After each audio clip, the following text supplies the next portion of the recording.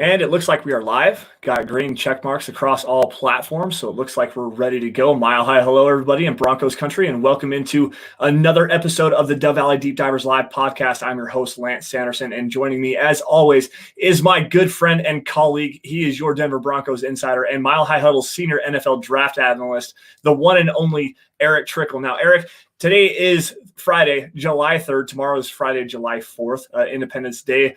It's We, if we had our Saturday show, we could have a, the July 4th special for everybody, Chad.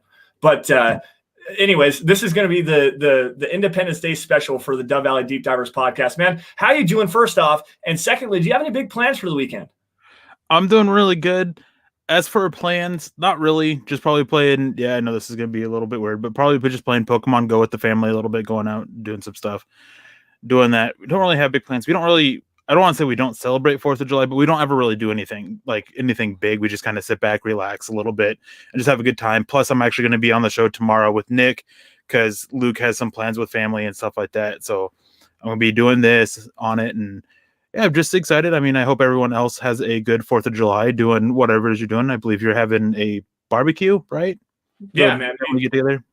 Yeah, we actually have a pretty much a family reunion for all of Samantha's family. All of her family from up in Washington is down, aunts and uncles, grandma, grandpa, everybody. All the kids are finally back, so Jace is back from his family vacation. I haven't actually got a chance to see him yet.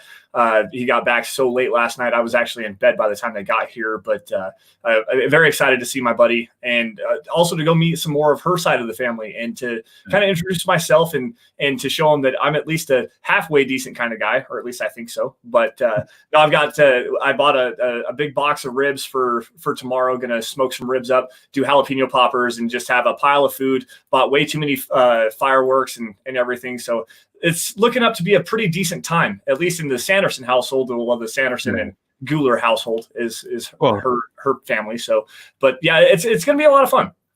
Well, I just hope that no aliens show up. We're in your Independence Day. And Cobra Commander, the thing is that it's never been something that we've really done within my family. We're happy for our independence and we're happy for our freedom and everything. But the issue is there's nothing really big that happens on this year. And because of what's going on in the world, there's no 4th of July parade. So there's nothing for us to go to. Normally I take my daughter to see that. There's just nothing really for us to do. My wife has to work. I have the podcast.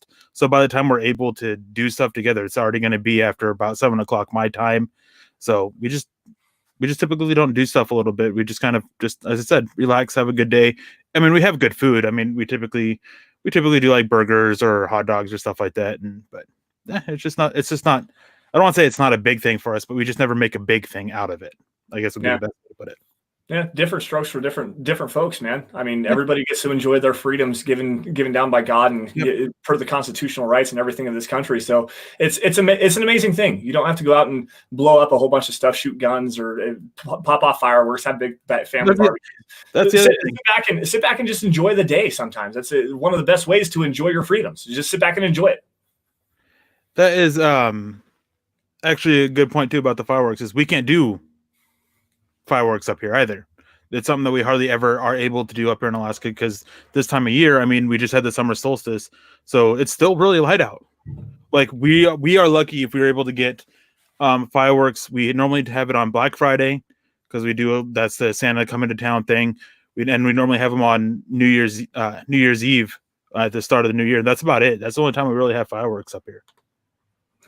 I never thought of that. Actually, with you being in Alaska and just being on the northern, super northern hemisphere, and the way that the sun shines and how it's always dark, especially in the winter, like you get like 1 or 2 or 3 hours of sunlight maybe during the winter and stuff like that, especially depending on where you are. But to not be able to have fireworks because it's not even dark enough to see them, I never actually thought of that. But anyways, guys, so today, very fun topic of discussion. Erick and I are going to go head to head, and Erick actually has a spreadsheet kind of lined out for everybody to visualize, especially if you're watching this live after the fact. If you're not watching after the fact, it's going to be a little bit difficult to follow along. Make sure you go back and check this show out on YouTube so you can see what we're actually looking at. But anyways, we're going to look through the entire 90-man roster and build the Broncos 53-man opening day roster as well as the 12-man practice squad. So, guys, before we get into this discussion,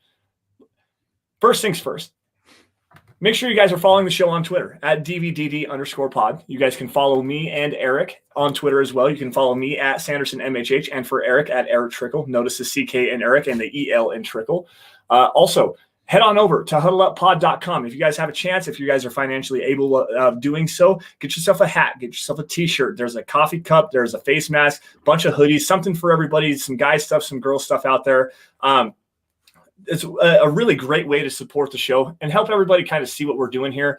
But if you're not able to do so, the 3 easiest things that you guys can do is subscribe wherever you're watching this on YouTube specifically, looking to reach that 10,000 subscriber mark here soon. If you like any of the videos, that's a great way to help. And if you really love what we're doing, share it out to everybody in Broncos country. Now, Eric, the biggest thing that we're going to go through here with the 53-man roster projection is more so, or the depth players on this thing. Yeah. Obviously, like every roster in the NFL has 40 guys, roughly 40 guys they're like locks to make the roster. Like there's a little bit of discussion towards the end of that, but really there's 40 guys that every team, that they are going to make the roster. I got a list out here. And then after that, there's a big discussion. How is everybody going to fit into this roster? What kind of defensive personnel are you looking at? What kind of offensive personnel? Who's going to be who's going to be able to offer the most versatility, play multiple roles within the defense, special teams versatility, stuff like that, and then build your practice squad based off of that. Now, to get into the conversation at hand, I have my 40 locks scheduled up to make the roster. And starting off, obviously, the quarterback position is the most important position in all of sports. The Denver Broncos obviously have Drew Lock and then Jeff Driscoll. They signed to a free agent contract earlier this year to be the backup. Now, outside of that, is there anybody really that you're looking at to make this roster? At quarterback, it's definitely going to be interesting. And just because with what's going on in the world, not just the Broncos, but every team, typically 2-3 quarterbacks is the norm, with a lot of teams wanting just 2, but wanted to keep 3 a little bit this year with everything that's going on. Might be a little bit safer that way.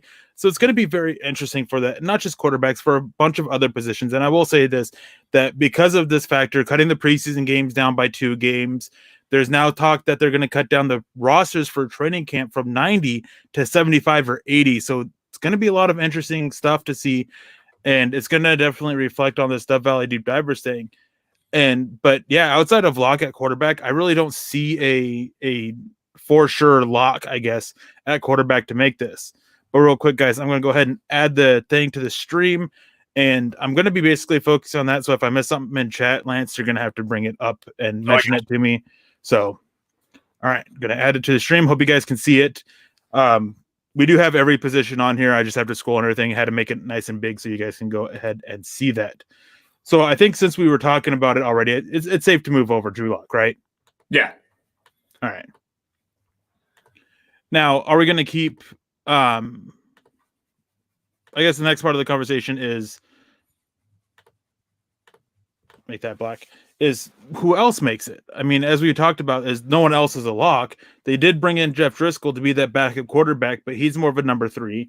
Is Brett Rippon going to step up? Like who you thinking for the number 2 quarterback?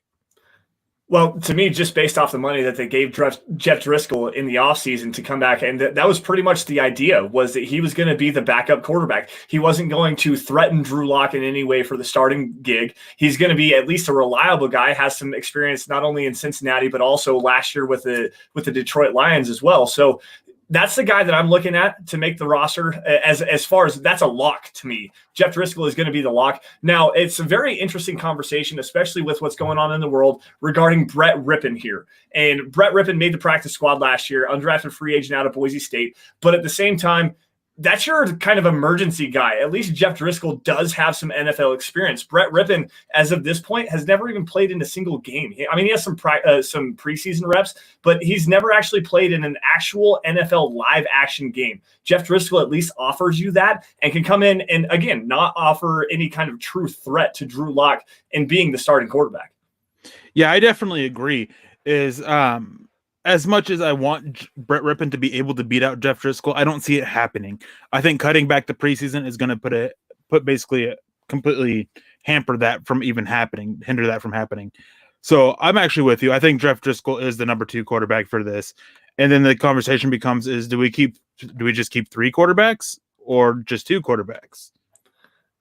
And that's where it's kind of weird, just with everything that's going on. To me, I don't necessarily want to keep a third quarterback on the roster immediately to start the season, just because that's a position you're going to sit him down. He's going to be a game day inactive for the most part, unless something happens to, say, Drew Lock. Maybe potentially he twists an ankle or he has a thumb injury like he had last year, or Jeff Driscoll, whatever may potentially happen. You can never actually project injuries correctly. But to me, that third quarterback, he's not actually going to even be dressed on game days. That particular spot would be more suited to go to like an offensive lineman, maybe an extra wide receiver, maybe an extra cornerback or defensive back, maybe even get an extra defensive lineman in the fold there. So to me, Brett Rippon is probably the first guy, and I actually have him. We'll get to this in just a little bit. I actually have Brett Rippon making the practice squad for this team and not making the opening day roster.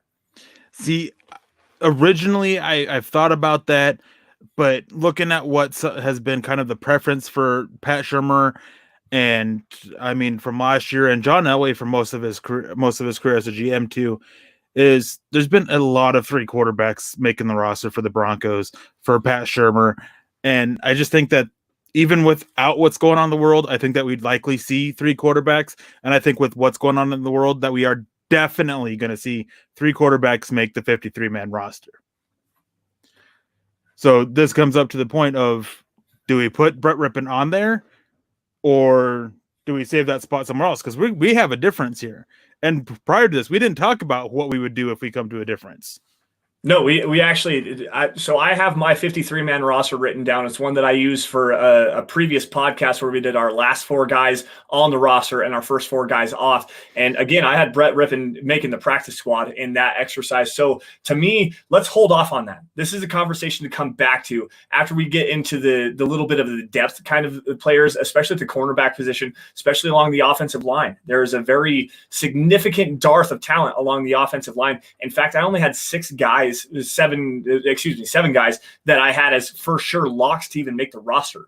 So let's come back to this conversation and move on to the running back conversation just a little bit. Now, the first things first, Melvin Gordon, there's no way that the Broncos are going to pay Melvin Gordon $8 million a year and not have him on the roster. Phillip Lindsay as well, back-to-back 1,000-yard rushing seasons. The Colorado kid, super fan favorite. Those guys are for sure locks to make this roster. Now, this is where it gets kind of interesting. Where do you value Royce Freeman in this fold? Do you actually think that with his receiving ability coming out of the backfield, lining him up out on the outside, a little bit as a blocker, but he's not going to be a featured kind of a guy. So is that third down kind of a niche role for him enough for him to make the roster, in your opinion? I don't think it's enough for him to make a roster. But again, this is going to be repeated on this show multiple times. With the current state of affairs in the world, you're going to keep and lean to keeping that guy who at least have some idea of what he's doing out there. I mean, granted, they're all on equal ground because they're all learning a new offense, but at least they've seen Royce Freeman. At least Royce Freeman has been working with them. At least he's been working with Drew Lock. At least he's been working behind a decent amount of these blockers. So I think that he does win this number 3 job. I think that his receiving ability is enough with everything that's going on to keep him around. And quite frankly, I think that with everything going on, that's all they keep is Royce Freeman, Phillip Lindsay, and Melvin Gordon. You know, I don't disagree with you on that one, but there's also a very specific conversation I want to have you with some versatility, especially coming out of the backfield as a receiver, and then giving you another option as a kick returner in Levante Bellamy, the undrafted rookie free agent, I believe out of Western Michigan, right? So Levante Bellamy is a dynamic kind of explosive playmaker, likes to run on the outside. This is a big deal, though, with Pat Shurmur, not liking to run the outside zone stretch. Can Levante Bellamy run between the tackles efficiently? That's actually a good question. And quite frankly, that's also a question with Royce Freeman, because we've seen him where he's supposed to run between the tackles, but he wants to bounce it outside. So it's definitely a question that goes for both. I mean, Bellamy definitely does have a little bit more versatility, but the question comes down to, and I think we're going to see this a lot this year with actual NFL teams making this decision, is do we go with the more unknown, who may be a little bit, not necessarily better, but more versatile, with maybe a little bit more upside, or do we go with the somewhat known guy who we've been working with And I think that typically we see them go with the versatile younger guy, cheaper guy, all that. But I think this year we're going to see a lot of the veterans. Like I really do. I think that this is going to be this is Royce Freeman's job basically at this point.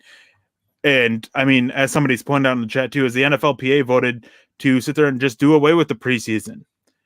We already have 2 games. There's already an impact on how well these rookies can pick up the offense or pick up the playbook period on either side of the ball.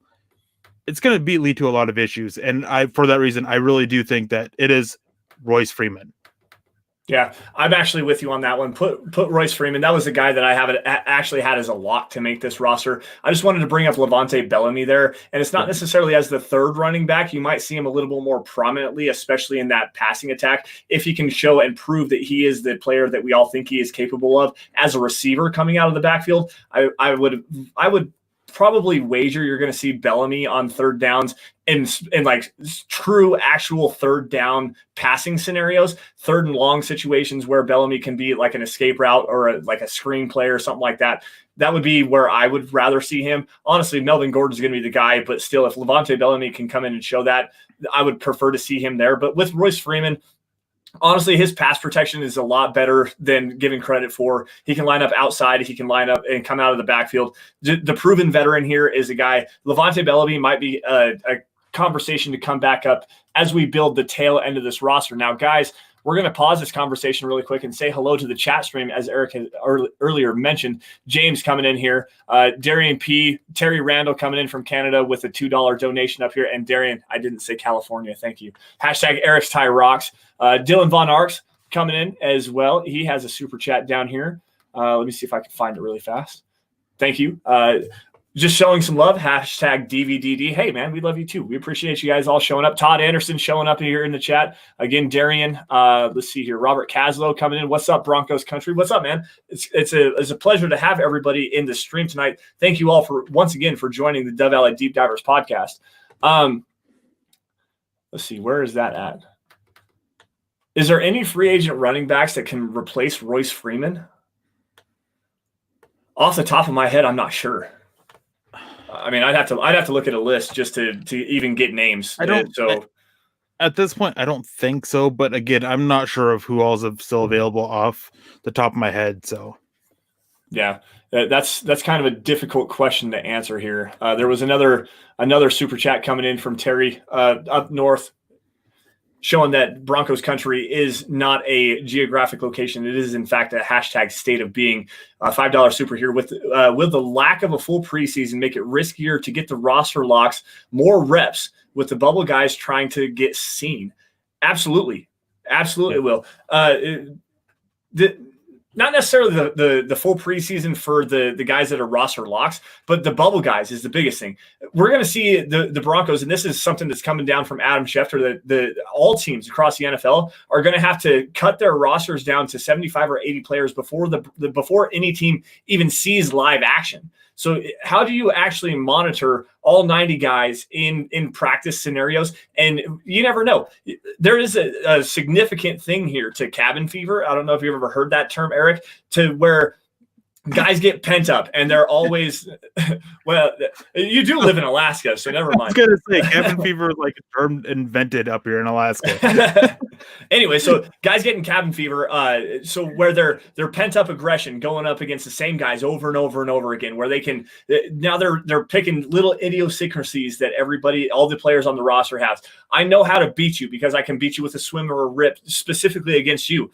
How do I perform against another player? Now, 15 to 20 guys are going to get, well, at least 15 guys are going to get cut off the roster before they ever get a chance to show that ability against somebody else. So yeah. It's an unfair advantage to guys that are roster locks for sure, especially like go back to Khalfani Muhammad last year. Khalfani Muhammad played so well in the preseason as a running back and had a couple of really nice games last year. And he ended up making it onto the practice squad. This year, he might not even get an opportunity to compete for the practice squad.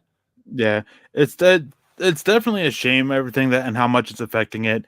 I mean, hearing that the rosters may go down from 90 to 75 or 80, already 10 players, 10, maybe 15 players, losing that chance before they even really get it. It's just a shame. definitely not a situation that people want, that anybody wants to be in, really. So it definitely just sucks about that. But teams are trying to do what the best they can. There's also been talk about teams being able to expand the practice squad for this year, additionally because of having to deal with all those issues with the current events going on in the world and people getting it, I guess would be the best way to put it. But also just giving some of these guys who have a lack of chance a better chance, being able to sit there and give them, hey, yeah, well, we liked you. Sucks what happened, but you're going to get another shot next year. So it's definitely going to be interesting to see how everything goes going forward and everything. And then I also saw this going out there that there's a lot of questions about why they did the 53 and being able to call 2 up without just going straight 55. I don't know. Makes no sense. I think that is the dumbest thing in the world. Basically, only good thing that it does, it means you don't have to keep a kick return specialist. You don't have to keep a fullback. You don't have to keep certain positions like that you may not use a lot or doesn't have that wide of a role, because then you can sit there and just put them on there, call them up every week. But if an injury happens, you can go and bring somebody else up. Just a little bit more options, but I still think it's stupid. Yeah. Some of the less specific role, more specific role like that third quarterback, you don't have to keep that third quarterback on the roster because you can snatch him on the practice squad and then bring him up for game day. Now, let's get back to the conversation at hand. Eric, you want to pull that back up there? You have the wide receivers pulled up next. And this is pretty well an easy, at least for the top 4 guys.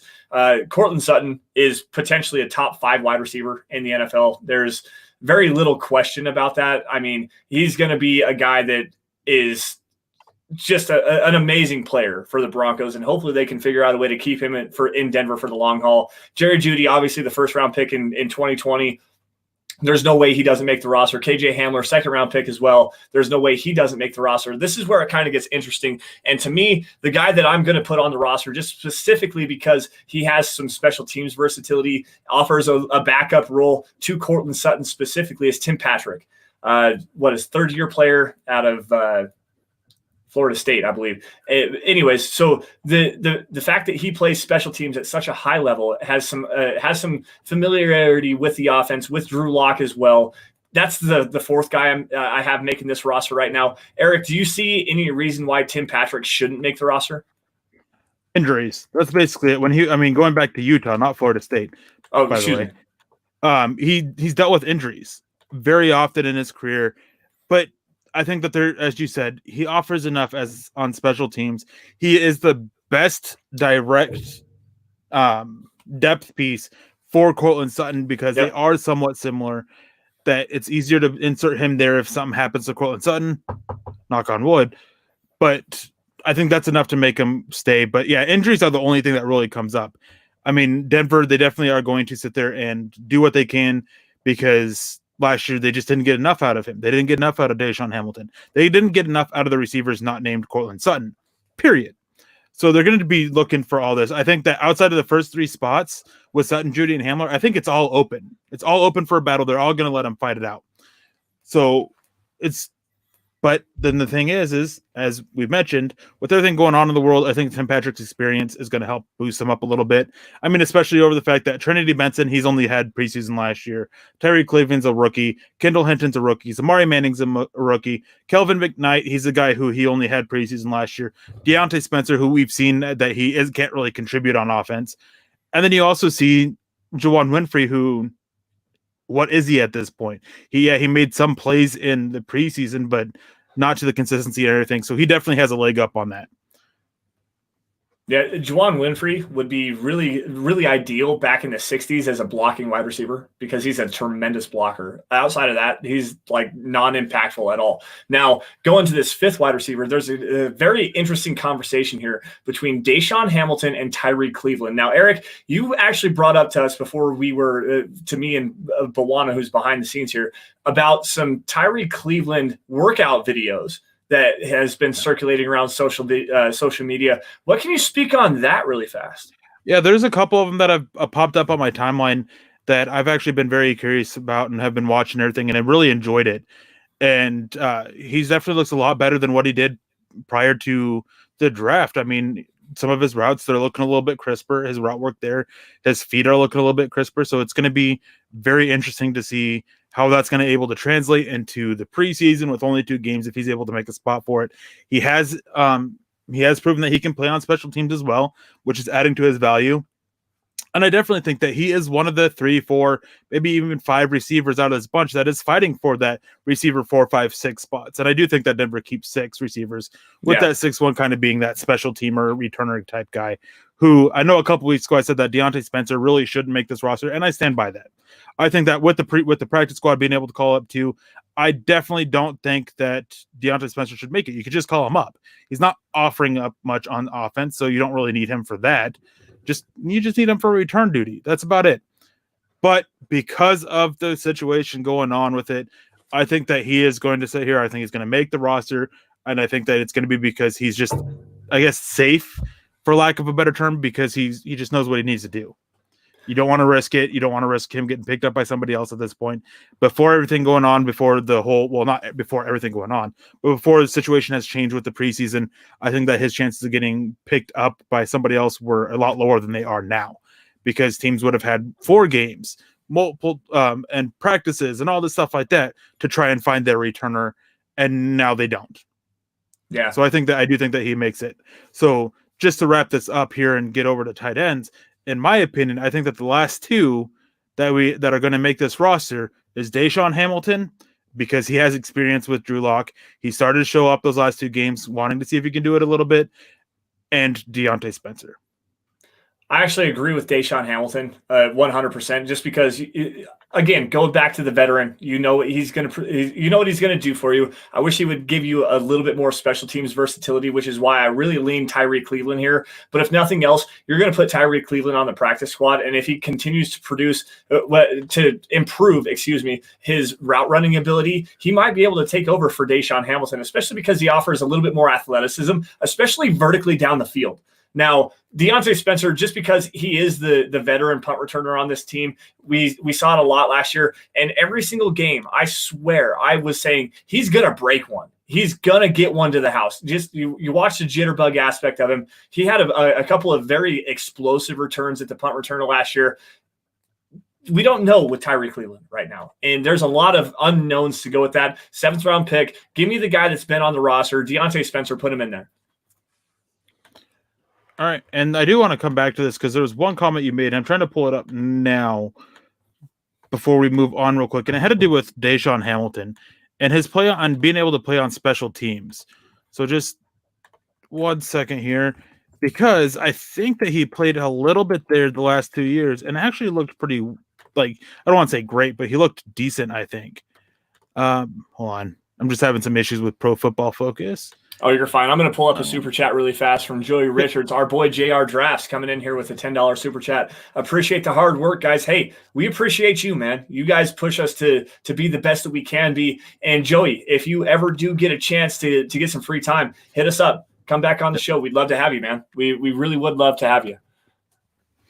Yeah, definitely. I mean, JR Drafts, he's a great follow, guys. He does a lot of film stuff out there. Definitely worth following.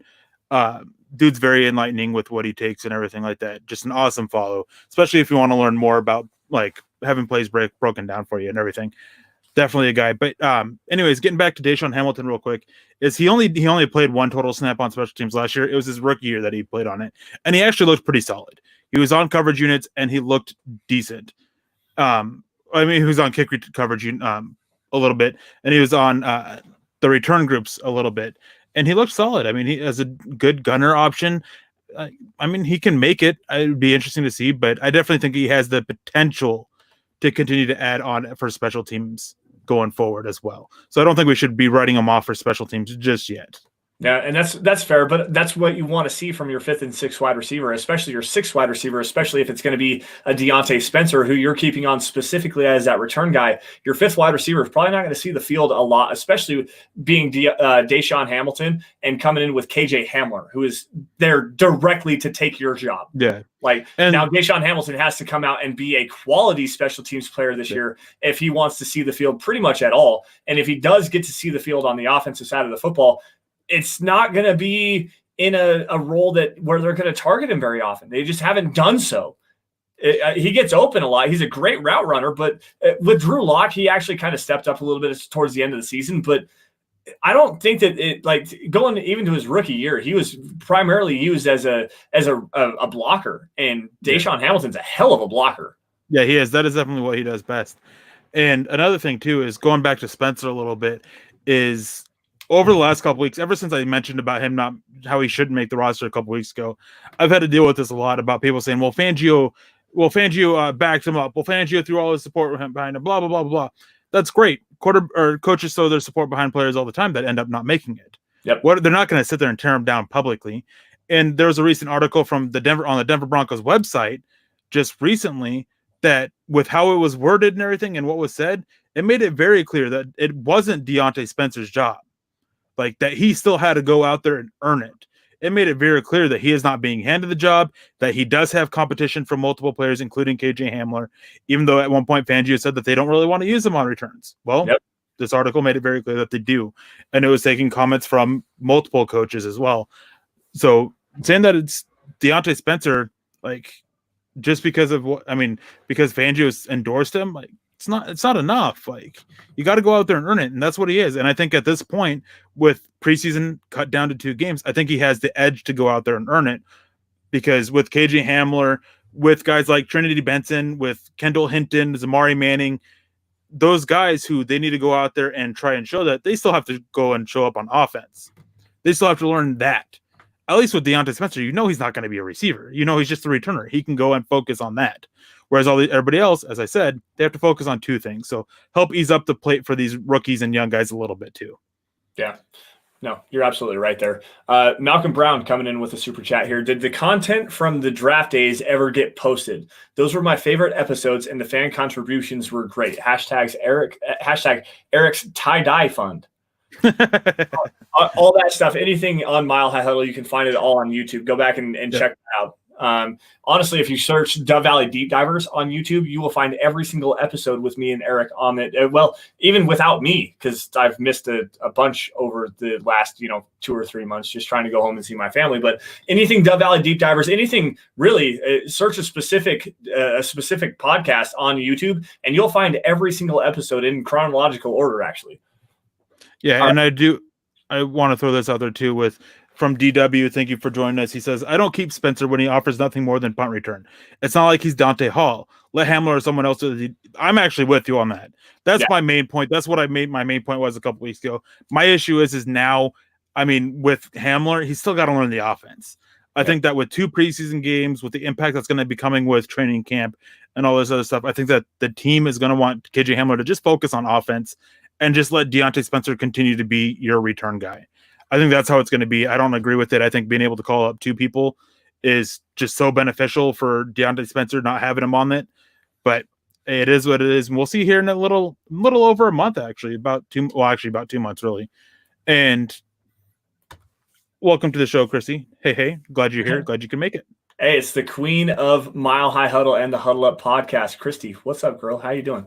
All right, so let's move this conversation for James coming in here as a clarification. Is this what you would do or what you think the Broncos would do? This is actually what I would do. What I'm talking about is what I would do. Erick, I'm not sure how you're talking here. I'm looking at it as a little bit of both, because obviously there's going to be some of my opinions on what they should do in this, but I'm also looking at it like with Deontay Spencer, like with Brett Rippon making the roster, is there are some moves that are going to be that I think that the Broncos will do, because just from reading between the lines with all these comments from teams, with what reporters are saying, with the changes that are coming on because of everything that's going on in the world, that we kind of have to factor that in. Like, I really do think that every team this year will keep 3 quarterbacks on their practice squad and 3 quarterbacks on the roster and a 4th one on their practice squad. Because if your starter gets sick, then you're going to want a guy who you've been working with to come in and do that. Because then you have to worry about your number 2 quarterback getting sick and your number 3 quarterback getting sick. And it's much easier to bring up a guy who's already been with the team, either on the roster or the practice squad, and bring that up. I think that, we might even see some teams do 2 and 2. That's a possibility as well. Yeah. But I really do think that there'll be four quarterbacks kept on teams between their 53-man roster and their practice squad. That's a very interesting way of looking at it. And again, just with where I'm at, we don't see the the word that shall not be named impact nearly as much around here. So I don't necessarily think about that. I think about specifically football all day, more or less. But anyways, so to go into that kind of an aspect and people getting sick, people not getting sick, like where do you go? I don't really know. So I'm looking at this as trying to build the best 53-man roster. And to me, keeping that third quarterback is not that. Now, to move this forward just a little bit, to build the tight ends up here. We do got to go back and talk about the third quarterback too. Yeah, we do actually have to go back and talk about that. Real quick, Robert, actually, there were like a few teams, not recently, it was like 10 plus years ago, where keeping 4 quarterbacks was actually somewhat normal. Yeah. So. Yes, it was. All right, now we're at 35 minutes here, and we wanted to try to have a very nice and deep dive episode for you, but we got to move this forward, or else we're going to go into like 4 hours on this. Now, so let's come back to the quarterback before we get to tight end. Okay. Because we got to get this figured out. Brett Rippon, chat, let us know, what do you guys think? Brett Rippon make it. Brett Rippon to the practice squad. I'm pounding the table, not necessarily pounding the table. I don't like that term really. Well, outside of the draft, it's weird. But I'm going to be kind of putting my foot down on this. I really do think that Brett Rippon makes it. And if I'm even considering what I would do with the situation going on in the world, I would keep 3 quarterbacks. I would keep Brett Rippon. That's how I would do it. Is he would make this 53-man roster. I just think that if you're going to have a guy that's going to be a game day inactive and you're going to call up another player. Is he though? I don't think he will be a game day inactive necessarily. Man, that's such a rabbit hole that we can go down in a conversation that I don't even know if we have time for on this podcast. Yeah. I don't know, man. That's such a But and then here's the other thing too that we have to factor in is because Rippon has been in the NFL. He's had a year in it. Yep. He's going to be valued over rookie quarterbacks, which is what teams typically want to keep on their practice squad, or as their number 3 quarterback. A lot of teams are going to want to, other teams are going to want to keep number 3 quarterbacks. There's been a few teams that have actually coaches who basically have come out and said that, yeah, we'll be keeping 3 quarterbacks and a 4th one on the practice squad. Not in that wording, but they've kind of talked around it a little bit. So another factor is if you're cutting Brett Rippon, one of those teams are going to probably pick him up because he has the experience. He's got to work with Pat Shurmur, at least for an offseason a little bit. Got to work with Rick Scangarello, which that is in a way a boost a little bit. So, I mean, you have to worry about that too. And then what's Denver going to do? Keep Riley Neal? Oof. I don't know, man. You rarely see guys get picked up off the waiver wire to put onto somebody's practice squad. So, Denver just it's not even last year. Well, it's not even to put him on the practice squad. It's like if we're going down to cut downs here, if that's what we're talking about, just going straight to cut downs. If you're picking up a guy on the waiver wire, you have to put him on the active roster. Yeah, is Brett Rippon making an active roster in the NFL anywhere? I think he will, because I think a lot of teams will want to keep a 3rd quarterback. And with Brett Rippon, he's going to be better than what a lot of other teams have as that 3rd quarterback. I think that there will be teams that will pick him up and claim him. And as for not happening all that often, you're not wrong, really. But, I mean, Denver just picked up 3 guys off of waiver wire last year. Yeah, off the waiver wire over the course of the season, they put him on the No, they picked him up right before the thing. Deontay Spencer. Oh, yeah, that's true. They picked up Andrew Beck, and they picked up who was the other one?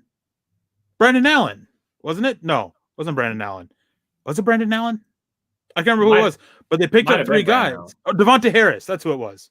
Oh, okay. Or was it 4 into Brandon Allen? I thought they picked up Brandon Allen via waivers too. Chet, do one of you guys remember about that? Did Denver end up picking up 4 and not just 3? Yeah. Anyways, yeah. Again, this is going down to how do you build the 53-man roster, and given the current situation of affairs that's going on in the world right now, Brett Rippon to the 53-man roster, the way you're kind of not really persuading me, but the way you're laying out your points is kind of making me lean towards putting Brett Rippon onto the actual, but that ruins my practice squad. And then here's the other thing too with that is, I thought Allen was a late cut for the Rams right when they were cutting down to their 53, and Denver put in a waiver claim for him. So I think it is Allen, Harris, Beck, and Spencer, all 4 of whom had a somewhat big impact for the Broncos last year. But additionally, too, when you're looking at this, is you want to talk about players who are for inactive, who are you going to keep? Okay, you don't have that number 3 quarterback. Who's taking that spot? Say a 7th defensive lineman who's probably going to be inactive. Well, you have to have 8. You have to have 8 offensive linemen now. 8 active offensive linemen, but that's going to come. I mean, most teams typically keep 7 or 8 anyways. But like, I mean, you're going to end up taking some from somewhere else and having them inactive anyways. So, yeah, I think that in a normal year, I would completely agree with you. Brett Rippon straight to the practice squad. Yeah. This year, I don't. I don't know. Let's go to the tight end position. I'm tired of talking about the quarterbacks, damn it. So, Brett Rippon to the 53? Sure. Why not? I'll agree with you just to end this part of the conversation. All right. All right. Now, the tight end position, this is pretty easy, at least for the top 3. You've got Noah Fant, who is on a potential breakout campaign this year, coming up to be one of the best young tight ends in the NFL. Probably one of the best tight ends in the AFC, actually. You have Nick Van Nett, who the Broncos went out and signed to not really a big money deal, but they gave him way more money than he ever should have gotten. And they went out and drafted Albert Okwuegbunam in the 4th round of the 2020 NFL draft. Those are your 3 guys that are locks to make the roster. I don't think that there's any question about that. Okwuegbunam, maybe, but you don't spend that kind of a capital on a guy to put him. I don't even know if he clears waivers. That might be a guy that a team will pick up and bring on and put him on the active roster. So to me, given the 4th round pick, given the familiarity with Drew Lock, given the need to have another tight end on the roster just as it is right now, Alberto makes it to me. Outside of that, this is where the conversation gets tricky, and that's between Andrew Beck. And what do you do with Andrew Beck? Well, I definitely agree. Noah Fant, Nick Van Nett, and Albert Okwuegbunam, they make it. I think that there's been a lot of stuff coming out that Okwuegbunam was being looked at in the 3rd round by a few teams, but they just picked somebody who they had a little bit higher rated. That there were a lot of people who were surprised that he didn't make it out of the 2nd round. So I think there's enough love for him that you don't want to risk him on waivers. Now, for me, I think this is it. I don't think that we see a 4th tight end. And the biggest reason is, as much as I want to put Andrew Beck on this 53-man roster, guess what? You can call him up off the practice squad. Like, if he gets picked up off of waivers, oh well. I mean, then you can just go and put Austin Fort on the practice squad, who can do kind of the same thing, and just call him up then. Or you can put Jake Butt down there and hopefully finally get something out of him, or Troy Fumagalli. There's just enough tight ends here that I don't think worrying about Andrew Beck being claimed off of waivers is enough of a reason to just put him on the roster. I mean, so I think that the 3 tight ends is all that makes it. Everybody else is going to compete for the practice squad, with the edge going to Andrew Beck.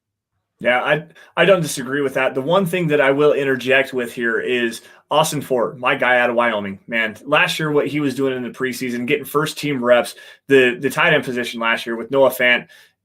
Let's see, Jeff Hireman was dinged up. You had Jake Butt coming off an injury. Troy Fumagalli was not playing very well. Austin Fort actually came in and was playing some pretty premium snaps in training camp. That's a guy that maybe watch out for to make at least the practice squad. Andrew Beck, if he does make the practice squad, I don't think he's going to make the 53-man roster. He's probably going to make the practice squad. But Austin Fort is another guy to watch out for. If Andrew Beck does actually make the opening day roster, watch for Austin Fort to make the practice squad this year. The torn ACL really derailed what he was doing last year. Yeah, I definitely agree. And that's one reason why with Austin Fort, with what we saw from him last year before he got hurt, that's another reason why I'm fine not putting Andrew Beck on the roster. I don't think Austin Fort's at all in risk of getting claimed. I really don't. Because of the injury and everything like that, he has so little tape out there. I mean, he only played in 2 games last preseason, maybe 3. I can't remember what game he got hurt. And so he's going to have 2 this year, maybe. Excuse me. It was the 2nd game against Seattle was where Austin Fort tore his ACL. So yeah, I don't think that he's at risk of getting hurt. So I'm all for putting him on there, or I mean, leaving him off of here and just seeing what happens with Andrew Beck. And if Andrew Beck gets claimed, then Austin Fort or Jake Butt or Troy Fumagalli. So that's the way I'm leaning. Leaving it as it is, letting these other 5 tight ends go in and compete for the practice squad. Yeah, no, I'm totally in agreement with that. Now, moving on to the offensive line here. Let's get to chat for a little bit. Oh, yeah, absolutely here. James actually came in and corrected both of us here and said the guys that were claimed by the Broncos last year was center Corey Levine, who was waived by the Titans, Andrew Beck waived by the Pats, Deontay Spencer waived by the Steelers, who actually was the punt returner, and Brandon Allen, who was waived by the Rams. So James, thank you for going back and fact checking us on that one. I appreciate that. Devonta Harris ended up being signed just a couple days later. Yes. Big E Bronco coming in and says, Lance, stop being an old boy and just put ripping on the 53. Hey, easy, man. I'm only 29. I'm not that old. Damn. Older than me. That makes you old. James Campbell coming in. For all intents and purposes, though, Beck Fumagalli Fort as the call-up guy is fair enough. I saw a pretty spicy take by Cameron Parker that had Butt emerging as the tight end, too. Now, this is an interesting conversation here because I was extremely high on Jake Butt coming out of Michigan. The ACL tear that he had in, was it the Fiesta Bowl? The Orange, whatever bowl game that it was, that he blew his ACL up. He was a first-round pick that year. And there was no doubt he was most likely a first-round pick. And the injury that he had really derailed that, obviously.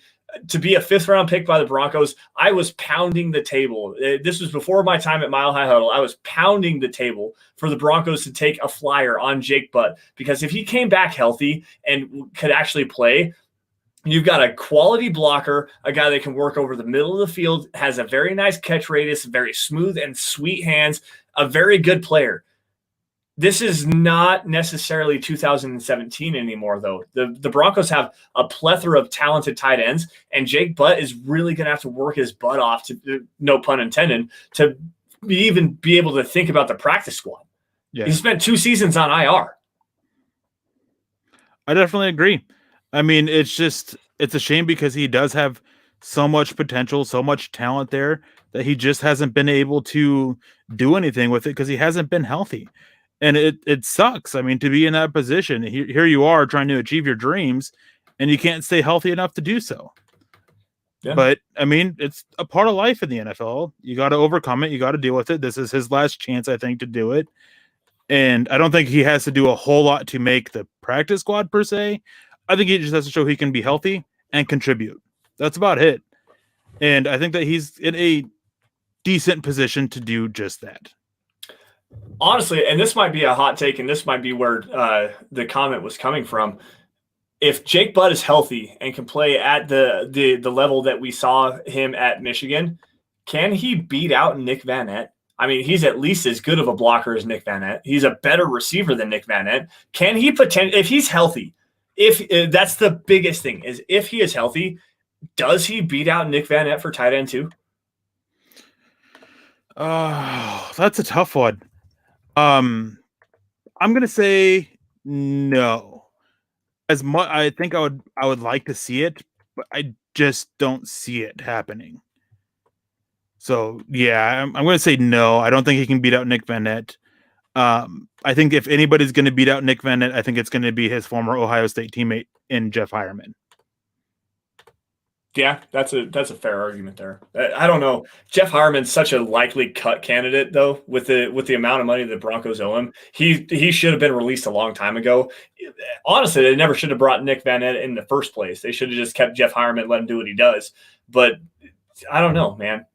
Jake Butt, that's Jay Booty. That's my boy. I'm telling you. All right, Robert Caswell coming in. Who are the candidates for special teams with wide receivers? We kind of broke this down just a little bit. To me, you're going to see Tim Patrick, obviously, Deshaun Hamilton, since he's made the roster here, being a gunner there. Yeah, the guys that could potentially upseat those guys, Fred Brown might be a guy to talk about.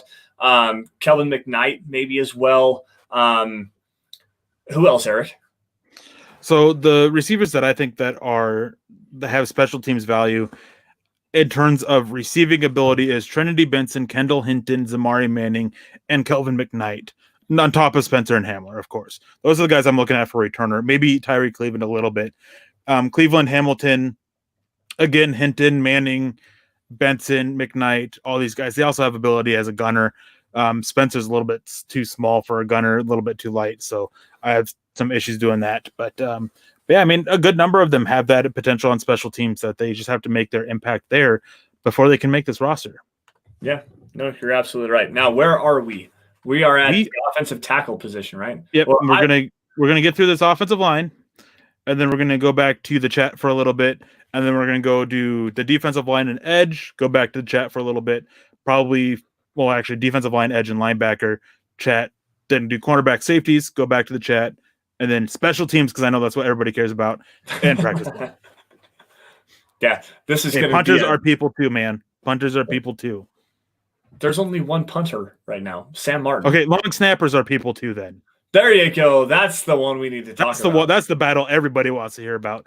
The battle between Jacob Bobenmoyer and Wes Farnsworth. Yeah, I'm about it, man. Which one can snap the football over their head and hit a dinner plate at 25 yards? That's what I want to know. Hey, man, have you tried long snapping? I have actually. It's actually quite hard. Like, there's a lot to it that like we make jokes and everything, but there is quite a bit to it. I actually tried out to be the long snapper when I was in high school, and it was not pretty. Let's just put it. It's very hard to do. You got to understand the strength and the velocity you got to get on the football, the accuracy as well, and you're also looking between your legs and upside down and vulnerable in every way, shape, or form. It's incredibly hard to be a long snapper. And timing is so critical to it, too. Like, that's the biggest thing is if you are off by just a split second, your field goal might be getting blocked. Your punt might be getting blocked. Like, your timing has to be boom, boom, boom. It's why teams so often when they find a good long snapper that they can hold that is so good that they hold on to him for so long. Who was that guy that was the long snapper for the Raiders for the longest time? If I actually asked my buddy Justin, he would be able to tell me. He was like 12 or 13 years the long snapper. Like, that's the greatest gig in the NFL. Which it's ironic. Either the third string quarterback or the long snapper. Like, you might not make millions and millions of dollars being a long snapper, but you will make at least a solid living for your entire life. If you're a quality long snapper, you'll make $750,000 a year just to snap the football 3 times a game. And you're perfect. Like, that's great. And then additionally about that, it's ironic that you mentioned the Raiders because there is the game that shows the most importance for a long snapper is a Raiders-Chargers game from a few years ago because there were so many bad snaps on that because they didn't have – the long snapper got hurt. Yeah, the long snapper got hurt on a punt coverage. The Chargers long snapper got hurt. So they had somebody who's not a long snapper snapping the ball. Like, yeah. There you go. Anyway, LP LaDucer has been the Cowboys long snapper since 2005. There you go. Prime example. You got to have a quality long snapper. This is the tweet. Offensive line. This is the tweet. We'll come back to long snappers. All right, now getting to the offensive line. I believe you have the offensive tackles pulled up right now. Easily, Garrett Bowles and Juwan James. Those guys are locks to make the roster. Garrett Bowles. I hate the fact that we have to say his name on this podcast. I'm really tired of having to do so. But regardless, he's your starting left tackle. Juwan James, if he's healthy, is your starting right tackle. Oh, wait, quickly, we got Mark Langley coming in with a $5 super. Erick should be the mental therapist for hashtag use toilet bowls. Hashtag 72 flushes and turd ain't one. Oh, 72 flushes and a turd ain't one. Hashtag Mile High Huddle. Hashtag Dove Valley Deep Divers. Hashtag Orange Crush. Hashtag Broncos Country. Now, Mark, you and your Bulls puns, man, you and I are going to have a conversation. I'm telling you. I listen to you all the time on the Huddle Up podcast and your amazingly funny tweets. But, dude, it's getting old, man. Stop it. It's funny to me.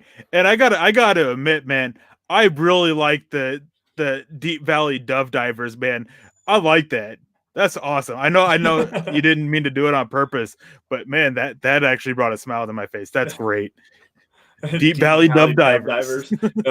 That I swear to God. So thank you, Mark. Man, that brought a smile to my face. Yeah, you know what? I actually have tears right now. I'm laughing. I'm laughing so hard. But anyways, I did want to point out too is that Elijah Wilkinson. So on the Broncos website, all I did was just pull their 90-man roster, just sorted up by positions, and everything like that. And Elijah Wilkinson happened to be with their offensive guards or interior offensive line or whatever it was. Yeah, But guard/tackle. He's the guy that I'm going to sit there. I'm going to move him over to tackle because he's competing for that left. He's competing for the left tackle spot. He's probably going to be a depth piece at left tackle. Probably play and provide some versatility to be able to play inside as well. But I definitely think that he's that guy right now for that number 3 tackle spot. Yeah, he's most certainly your swing tackle, especially after watching Juwan James. He played 66 snaps, I believe it was last year. Elijah Wilkinson started the vast majority, aside of 66 snaps exactly. Elijah Wilkinson was your starting right tackle last year, so he at least has the ability to do so. Now, if he's good, that's a conversation for another time. But at least he can line up as that third offensive tackle, play the left or the right side. I would prefer him as a swing guard than a swing tackle. Now, he's going to make the roster. There's no question about that. He was actually my third lock at the offensive tackle position based on what we saw, not only the comments from John Elway saying that Elijah Wilkinson was going to compete for the left tackle position, but just what we saw last year. And also looking at the depth, Jake Rogers was horrendous last year and his limited time, especially in the preseason. He played fairly decent towards the end of the season, but in the last two games, Jake Rogers actually played really well. And not just because of luck. Like, he played really well on it by himself. So it's definitely interesting, but the thing is he can't play left tackle. No, he's better suited to play the right tackle. Yeah. So to me, that might be the fourth guy that you're talking about, but this is where the conversation goes, and this is where Zach Kelberman and I agree on. The Broncos need to go out and sign a left tackle or just a tackle depth piece in like a Kelvin Beachum or a Cordy Glenn or whoever might be available. Like, you're trusting Elijah Wilkinson, who gave up 10 sacks last season, gave up some of the most pressures in the entire NFL. Jake Rogers, who struggled, played decently on the right side, can't play the left side. And that's your backup tackle class? Like, that's who you have? You have to upgrade the backup tackle position, period. Yeah, I definitely agree a little bit there. I touted before that Denver should be looking at an offensive tackle. I've made a few articles or videos that I've mentioned it. I definitely agree because, quite frankly, Jake Rogers, he looks good as a right tackle, but that's all he can do. And you already have somebody like that as Elijah Wilkinson, and you don't want somebody who lacks the versatility of Jake Rogers, he can't play left tackle, he can't play inside, so he's a right tackle only. You can't have that. So for the sake of this, because I'm not going to sit here and go say, oh yeah, we're going to leave this spot open for somebody to go sign. I'm not going to do that. We are going to make a 53-man roster from the 90 men that the Broncos have. So my fourth tackle is going to be Quinn Bailey, because at least he can play inside. He played inside a little bit during the preseason last year. He played both sides and played decently there. So I'm going Quinn Bailey over Jake Rogers here for this fourth tackle spot. Calvin Anderson, to me, he doesn't have the size. He's more of a guy on the inside. Hunter Watts, he's just so unknown at this point, played at a small school, and I haven't even been able to find any kind of tape to watch him on and study his play in college. So I have no idea what his traits are, what he looks like or anything. So yeah, I'm going with the guy that I somewhat know, and Quinn Bailey, who has the versatility. I actually had Quinn Bailey making the practice squad, but it was going to be a very easy persuasion for me to go with Quinn Bailey making the active roster. And you pretty much made it. Just the versatility that he does have to be able to play the inside as well. Elijah Wilkinson has that versatility to play the inside. That's a big thing with me. How many positions can you play? Can you play multiple positions, right or left tackle? But also, not only that, can you play on the inside as well? Jake Rogers doesn't have that kind of versatility. I had Rogers making the original roster for me just because he made the roster last year and Quinn Bailey did not. Yeah. Now, that was the one. Huh? Quinn Bailey was a rookie. And that's very true. And he did make the practice squad last year. So now you've got the opportunity to see him grow and learn a little bit. Quinn Bailey is probably the guy. And like I said, I had Quinn Bailey on the practice squad just because Jake Rogers made the roster last year to just kind of keep with the continuity, to keep with the veteran, the guy you know. But Quinn Bailey, they already know him. They had him all year last year. Why not put him into the active roster? Yeah, I agree. So moving on to offensive guard, I think it's safe to say, Dalton Risner, Graham Glasgow, like that's safe. Yeah. Obviously, no duh. And then we come to an interesting conversation because we have Austin Schlottman and Nathaniel Moody. And I think that, honestly, I think both those guys, they make it. Nathaniel Moody, he's healthy. He's good to go. I don't think we're going to see him a lot this year unless injury happens. They're just going to want him to get coached up a little bit. I think that he is, for a 6th-round pick, I think he's pretty safe because of the fact that he, without the injury concerns, he is a 2nd-round pick. And I think that teams with all the issues they have on their offensive line, at this point, I think they'd be willing to risk that. So I do think that the last two is Austin Schlottman and Nathaniel Moody, with Nico Fala and Tyler Jones potentially competing for a practice squad spot. That was something that I actually wanted to ask you. What is the state of Nathaniel Moody right now, and what is his health looking like? Now you've got the Achilles injury, I believe. You've got a multitude of knee injuries going with Nathaniel Moody, going back to Fresno State. Last time we saw him play a full season was 2017, I believe. So yeah, there's injury concerns to have there. Nico Fala didn't look great last year, but at least he played. He got there. He didn't play last year. He was hurt. Talking about injuries, Nico Fala has barely seen time for the Broncos because he's always been hurt. Oh, well, excuse me on that one. Austin Schlottman was one, though, that did play towards the end of last season. He's going to be a lock to make this roster. He was actually the 3rd offensive guard that I had to make the roster. So the conversation comes down to, is it Nathaniel Moody or is it Nico Fala? What is the health of the two? And per what you just told me, Nathaniel Moody being healthy, and yes, Nathaniel Moody. Well, excuse me on that one. But regardless, Moody being a 6th-round pick could have potentially been a 2nd-round pick. Is he the guy that you're going to put in as your 4th offensive guard? Yes. Or are you going to look to maybe go in? Well, again, we're not signing anybody off, so apparently that's our offensive guard class. Yeah, I mean, it comes down to, without looking at anybody who's a free agent, I want to keep 10. So we have 8, and I think that our centers, obviously, there's no debate here. There's 2 true centers on here with Lloyd Cushenberry, Patrick Morris. Those are your 2 centers, right? Yeah, no question. But yeah, so you basically want to keep 10 about it. And when you're looking at your offensive guards, Tyler Jones and Nico Fala, maybe Calvin Anderson can come in and compete there. As I said, I do think he's more of an interior offensive line, but I'm taking Nathaniel Moody over them. And the reason is, even though he was a 6th-round pick, even though he has his injury concerns, is I think picking him up off of waivers, put him on the teams on your active roster, I think teams will have no issue with that. And so I think that Denver, if they want to keep him, if they want to continue to develop with him and work with him, they have to keep him on the roster. Yeah. James Campbell coming in and says, if Nathaniel Moody is healthy, he has to make the roster. He reminds me a lot of Will Hernandez out of UTEP from 2018. I really wanted Will Hernandez as well. Eric, can you speak to a comparison on that? They're actually very similar. That's one comparison when I talked to scouts and everything that was often thrown around was Will Hernandez, Nathaniel Moody. They're the same kind of thing. They're the same type of player. They have that same temperament. They have those same strengths. They have very similar weaknesses. Only thing that the biggest difference was that everyone said that Nathaniel Moody is a little bit more mobile as a blocker than Will Hernandez was. He had a little bit quicker feet, which is fine. I mean, that's obviously, and then the counter thing is that he wasn't quite as strong as Will Hernandez. Still plenty strong, just not quite as strong as they saw with being able to just basically work his blocks to a stalemate. So very similar, a lot of similarities there. Denver really liked Will Hernandez. Granted, their coach at the time had a big role with that. I'm sure Mike Munchak is a big fan of Nathaniel Moody. So that's that. And I believe that this wraps up our offensive line and our offensive side of the ball with having 10 offensive linemen, which keeping 8 guys active on this it's not hard to do because Denver has so much versatility here.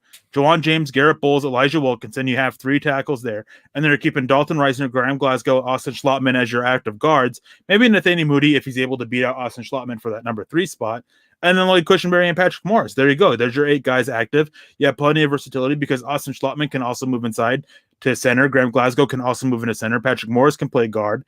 And Elijah Wilkinson can play guard or tackle. You have options. Yeah, there's a lot of versatility there. Can Lloyd Cushenberry play the guard position if there was, say, Graham Glasgow and Austin Schlottman go down? Could you bring in a Patrick Morris to play the center position and then slide Lloyd Cushenberry to the right guard? You could, but I think that at that point you just rather, if Lloyd Cushenberry ends up the starter, and say you lose your right guard, Graham Glasgow, and your backup guard, main guard, and Austin Schlottman, I think you're either going to want to insert Nathaniel Moody or Patrick Morris into that spot instead of moving center, having Lloyd Cushenberry picking up the stuff at guard, and then having Patrick Morris pick up the stuff at center. Yeah, that's fair. What about Elijah Wilkinson at right guard? I mean, that's also a possibility as well. I was just looking at the guys on the interior for the most part for that. Yeah, no, you're absolutely right. Now, let's see if we can't pick up a couple. Get back to the chat for a little bit. Yeah, Mark Langley coming in with a $2 super. Dude, you just love Bulls. Admit it. Hashtag state of stench. It's not that I love Bulls. I just am tired of this narrative of people driving him down into the dirt and over and over and over again, calling him the worst left tackle in football. He showed statistically last year he was not the worst left tackle in football. He's actually a very competent left tackle, especially if you give him a quarterback that knows how to manipulate some pressure, step up in the pocket, and get away from the edge. Drew Lock can actually do so. Garrett Bowles is going to be at least a high-quality player. And he's a dark horse guy to make the Pro Bowl at left tackle this year. That's my chest thump. I said that. Garrett Bowles, dark horse for the Pro Bowl this year. All right. With that comment, guys, I'm going to go. That's a little bit rich for me even. But no, I think that, I mean, obviously I've said it before. Garrett Bowles gets a lot more hate than what he deserves. I mean, he really did step up his play last year. And I know that there's some people who are like, well, his play that shouldn't erase all the bad he's done. And it doesn't. But the thing is, too, is that his rookie year and his second year, they haven't been as terrible as fans make it out to be. Like, he has gotten a little bit better each year. The holds are annoying. Don't get me wrong. Those are super annoying. Got to coach those out. Got to get those fixed. That's a constant issue that you're going to have. Like, if you don't, like, you can't deal with that. You got to get that fixed. But he's still a good tackle. Like, you can't have a star tackle every single year. It just doesn't work. He is better than a lot of starting tackles out there. He's not better than a lot of starting tackles out there. He's not top 10, but he's probably in that next group after that top 10 of that top 11 to top 20 guys. That's where Garrett Bowles falls in. Like, let's face it, he's a solid guy who's going to sit there, and a lot of his holds he's holding to protect his quarterback, which is what a lot of offensive linemen are taught. Like, if you're going to lose because by you holding, then potentially getting your quarterback hurt. So that's what it is with Bowles. I mean, I get a lot of people want to hate on him and everything and just laugh at us for sitting here defending him. I mean, we're not going to just sit here and crap on him because of some holding calls or anything like that, or sit here and lie and say that he's been super terrible every single year of his career. Like, that's not us. Like, I've done a lot of pieces out there that have ripped Bowles apart. Heck, during last October, I did an article about how Denver needs to figure out a way to bench him. And he has had more holding calls on running plays. I didn't say that he didn't. I said that a lot of times when he's holding on, what I meant to say was when he's holding on in pass protection, it's because he's trying to protect his quarterback, keep his quarterback from getting hit. Some of those calls on holding is on the run plays. Some of them have been questionable going back to last year. Yeah. And Cole Mooch, if you don't want to listen to this, you can come back here in a few minutes when we're done talking about Bowles. Like, it's not that hard, man. You can sit here and do your eye roll emojis, and your sleeping emojis, but we're going to talk about it because it's part of the conversation that's going on. We had to talk about him for the thing. It's just how it is. I know you don't agree with us. A lot of people don't agree with us, but it's just the fact is that Bowles gets a lot more hate than he deserves. Absolutely. We see it on the show a lot. That's why for so long we didn't talk about Bowles. We didn't address his name. It is what it is, man. You can't have a star at every single position, and there's so many Bronco fans out there that think you have to.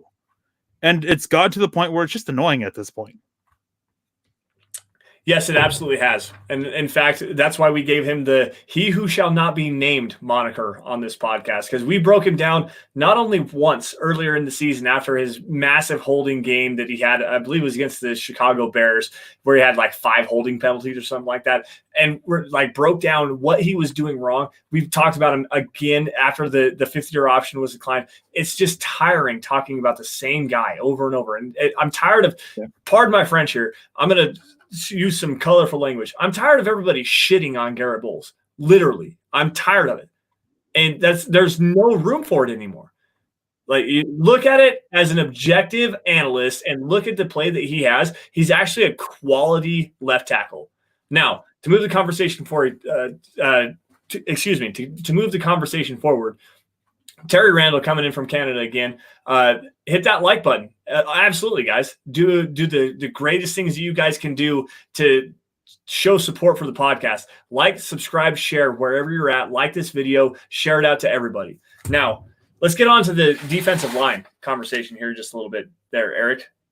Yeah, guys, just so you know that we knew that this was going to be a little bit longer. We're not getting out of here just yet. We're going to try and get this done. We knew that we'd probably push closer to 2 hours instead of 1. We're trying to go about this as fast as we can, but also keep you guys as part of the chat as well, or conversation as well. So, yeah. All right, so going to the interior of the defensive line, I have 4 guys that are locks to make the roster. This is actually a true statement. Is it just takes one hit. Holding is about living another day. That is super true. Yeah, that's very true. James Campbell coming in with that comment there. Yep. Now, go into the interior of the defensive line here. Let's round this back up to the 53-man roster, guys. Going to the interior of the defensive line, I have 4 guys that are locks to make the roster. And Jarrell Casey, obviously one of the best interior defensive linemen the NFL has seen over the last 5 seasons. I mean, perennial Pro Bowl player, 5 times in a row to be exact. A guy that can disrupt not only in the passing game, pushing the pocket up to the interior, but also is a very quality run defender as well. I have Shelby Harris, a guy the Broncos went out. They didn't give him the money that he was actually looking for, but he did get a contract extension from the Broncos, a 1-year deal. Draymond Jones, former 3rd-round pick from the Broncos last year, 2019. I actually got to meet him in Nashville briefly, just a little bit, talk about him in Nashville, excuse me. But Draymond Jones, a guy that is on the up and up in the Broncos roster, quality pass rusher, very quality run defender as well. And then McTelvin Ajim, 3rd-round pick this year from in 2020 from, what is it? Where is he from, Eric? Arkansas. That's right. I always want to say Mississippi State. Quality interior pass rusher, needs to develop in the running game. But those are your 4 guys that I have as locks to make the roster. I would put Mike Purcell as a lock too. I mean, he's the only guy on there that can really be a nose tackle. That's an interesting conversation just because it's such a limited niche role in this Vic Fangio defense. You do have to have it. But if you're going to run that 3-3-5 and pull, that's the first player you're pulling off of the defensive line is Mike Purcell. We talked about that last week. Yeah, it is. But you still have to have that nose tackle about it. And there is literally no one else on this roster who can do that job. Do you not think that McTelvin Ajim can actually do that? No. He doesn't have the size for it. So in your standard nose tackle, your whole job is you're going to sit there and you're going to 2-gap. You got to have the strength to sit there and hold your blocker in front of you while watching the A-gap on both of your sides. McTelvin Ajim, he's a little bit longer. He's got a little bit more of an athlete. He's not quite as strong. And if you're playing him as a nose tackle, you want him shooting one of the gaps, either shooting the right A-gap on the left guard or the A-gap between the right guard. You want one of that. He's not going to be the guy that's going to sit there and hold that. There isn't anybody else on this roster who can sit there and hold this center. They're watching both A gaps and keeping the run shut down, basically. Mike Purcell is it. 50% snaps perhaps this season, maybe even a little bit less. But he's going to fit. He fills that niche role that no one else does. So, yeah, he is a lock to me. I mean, I guess that's fair, especially if you're looking at him as like a specific rundown kind of a defender. Yeah. So, let's see here. Going back to my I did have actually on my original 53-man roster, Mike Purcell, just because you're absolutely right there. Now, what about Joel Heath? There's another true nose tackle right there. No, he's not. Joel Heath's not a nose tackle. What do you mean? He's barely played there, first of all. I don't know where this whole thing that he can play nose tackle is. His role in that nose tackle position has been similar to the Draymond Jones and McTelvin Ajim role in the nose tackle position. You're shooting a gap. That's what he's doing. Right. He's not going to hold it. He's not going to shut it down. He is a 3-tech guy, is what Joel Heath is. So he's a guy who he's going to be competing with Draymond Jones, McTelvin Ajim, Shelby Harris, Jarrell Casey, Christian Covington, Walker, Harris. He's going to be competing with all these other guys for that 3-5 tech who can also go in and move in a little bit. But yeah, he's not a nose tackle.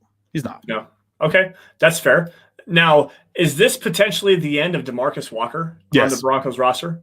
Yes. And are you going to keep a sixth defensive lineman? And if so, who is that? So I've gone back and forth on this about who this 60th defensive lineman is. And part of me is, I don't know what our number is, by the way. So at one of these points, I have to go count it up and see what we're at. But I don't know how many, because this is going to make a big factor in this. This is one of those spots where I really don't want to keep a third quarterback because I would like to keep 7 defensive linemen. With those last 2 defensive linemen being a combination of Christian Covington and Jonathan Harris. I'm only going to keep 6 right now, and we can come back and add another one later if we have space for it. Is as much as I want Christian Covington, Vic Fangio sees something in Jonathan Harris. They worked with him a little bit last year. I think that Jonathan Harris has that spot. That's fair. I actually have Jonathan Harrison making the practice squad. Give him another year to kind of ripen just a little bit underneath Vic Fangio. And I had Christian Covington making the original 53-man roster here. So that might be the battle to watch at the defensive line role there. James coming in. I think they roll with 6 interior defensive line, maybe 7, excuse me. I really like Covington. I like Covington last year in Dallas as well. Yeah, I mean, he was all right last year, and he can definitely have an impact. That's why that last spot, it comes down to Christian Covington and Jonathan Harris for me. But it just comes down to the fact that Vic Fangio, there's something there with Jonathan Harris that they're working on building up. Jonathan Harris is the way I'm going. It's just such an interesting conversation there because the Broncos brought in Christian Covington on a free agent tender there, and Jonathan Harris still has practice squad availability. That is a point too, but so does Christian Covington. Yeah, that's very fair. So I'll let you think about that. I want to grab this from Mark Langley real quick with the $4.99 donation. Sorry, the metal makeup. I'm assuming you have to say mental makeup has to be there. 4 years. Come on, dude. For real. Learning disability. LOL. Ask Zach. He'll tell you. Truth hurts. We're not going to get into this about Zach or anything like that. Zach has his opinions. We know his opinions. We don't agree with him. That's fine. But man, don't come in here and say learning disability, LOL. That's something that really does not sit well with me. There's people who I really care about. My daughter has learning disabilities. So don't come in here saying learning disability, LOL, like it's a joke. Garrett Bowles has a learning disability that gave him issues for his whole life. Going back to high school where he had a very rough upbringing and everything, got into a lot of trouble there. Like, don't. If you're going to do that, man, just don't come. Like, I hate telling people not to show up and everything like that. I really do. But man, don't come in here like learning disabilities are a joke. It's not okay. Yeah, that's a hot button issue with both of us. Actually, we'd appreciate it if you would leave that out of our show, anyways. Well, not only the learning disabilities part, but the continually crapping on somebody over and over and over again. That's not what we do here. We bring you the best analysis that we can bring. And the constant downing on somebody and the constantly bringing somebody down and everything like that, it's not what we like to do here on Dub Valley Deep Divers. I'm sorry. So getting back to this, getting off of that subject and everything before temperaments start to really flare and everything. Seeing somebody in here talk about Walker and how he found a decent role last year. The thing is Walker is that he lost his role. Even after he was back and healthy, he was still a healthy scratch for a game, which was the first game back that after he was healthy, he was a healthy scratch. And then he lost his role. Draymond Jones took it over, and he barely played again after that. 1 second, I can actually pull it up too. But yeah, he just lost his role about it. And that to me is the biggest sign that DeMarcus Walker is done with the Broncos. Is he was a healthy scratch. He lost his role within this defense. Let's see here. He wasn't only a healthy scratch towards the end of the season. He was a healthy scratch towards the beginning of the season. Like no, he wasn't. He started out. He played the first 8 games. Then he got hurt. Then he missed. I think it was like the first week after the bye week. God, I got to go back and think here. That was considered healthy because what the bye week was week 10, right? No, he got hurt. He got hurt week 8. Was a healthy scratch for weeks 12 and 13 when he was cleared to go. Played a few snaps in week 14, few snaps in week 17, while being a scratch in week 15 and 16. So yeah, he lost his role. He played a total of 220 snaps, most of that coming in the first 8 weeks. God, it's just so hard to think about DeMarcus Walker and actually playing in a football game. Honestly, like that's how little of an impact he actually had I didn't even realize he was actually on the active roster. But it does make sense, though. Derek Wolfe had an active game there out of Gossis. The whole conversation that you and I had there, why is DeMarcus Walker playing? That's right. I do remember that. And then, James, are you sure it's 4? What I read is that with the new rules going up to 2 is that you can only have 2 players with any number of accrued seasons. And then there's another thing of 3 where you can have 2, no more than 2, but no less than 2 or something like that. Hold on, I can actually pull it up real quick. I just had it on my phone. So it's players with less than 1 accrued season, players who haven't been on the active roster for fewer than 9 regular season games during their only accrued seasons, players who have earned no more than 2 seasons with any number of games, and players with any number of seasons. And then the limitations of this is a team may have only 4 practice squad players whose eligibility is based on Group 3, which is with no more than 2 seasons with any number of games, and only 2 based on Group 4, which is the any number of seasons. So that's that. And yes, Kenneth Booker, Adam Gotts is still unsigned. So James, wherever you have that, I'd like to see that because I mean what I'm reading may be wrong too, but maybe wrong. So I don't know, but that's just what I was reading. So that's what I was kind of going off with this. But yeah, so who are you going with this to get on this defensive line and move on a little bit? To me, I don't know, just the pet project with Jonathan Harris there, Christian Covington coming in with the free agent signing there. Honestly, it's one or the other. One of the two is going to make this roster. My original guy was Covington, just because you could put Jonathan Harris on the practice squad, not realizing that Christian Covington still had the practice squad eligibility. But Christian Covington did play for the Dallas Cowboys last year in actual games. Go with what you know. So I was actually going to say that is there's 2 ways I can go with this. Christian Covington, he's played in games. He's seen action. Jonathan Harris has seen a little bit of action, not nearly as much. But Christian Covington, his action was with the Texans and the Cowboys. Jonathan Harris, he spent time with the Broncos last year. He knows this defense. Yeah. Christian Covington was signed in May. That's fair. That's a very fair point. The Broncos did. When did they pick him up? It wasn't he. It was just after the draft. Yep. Okay. Yeah. So you know what? Put Jonathan Harris on that. All right. And Christian Covington is actually a prime candidate to make the practice squad in this. Now, moving towards the edge position, obviously the top 2 guys, Von Miller, Bradley Chubb, those are the 2. I mean, those are your premier pass rushers in this Broncos defense. Now, the third guy I have here is a guy that really came on strong towards the latter half of last season. And this was after Bradley Chubb got hurt. And the Broncos made a priority free agent signing on Jeremiah Tauchu.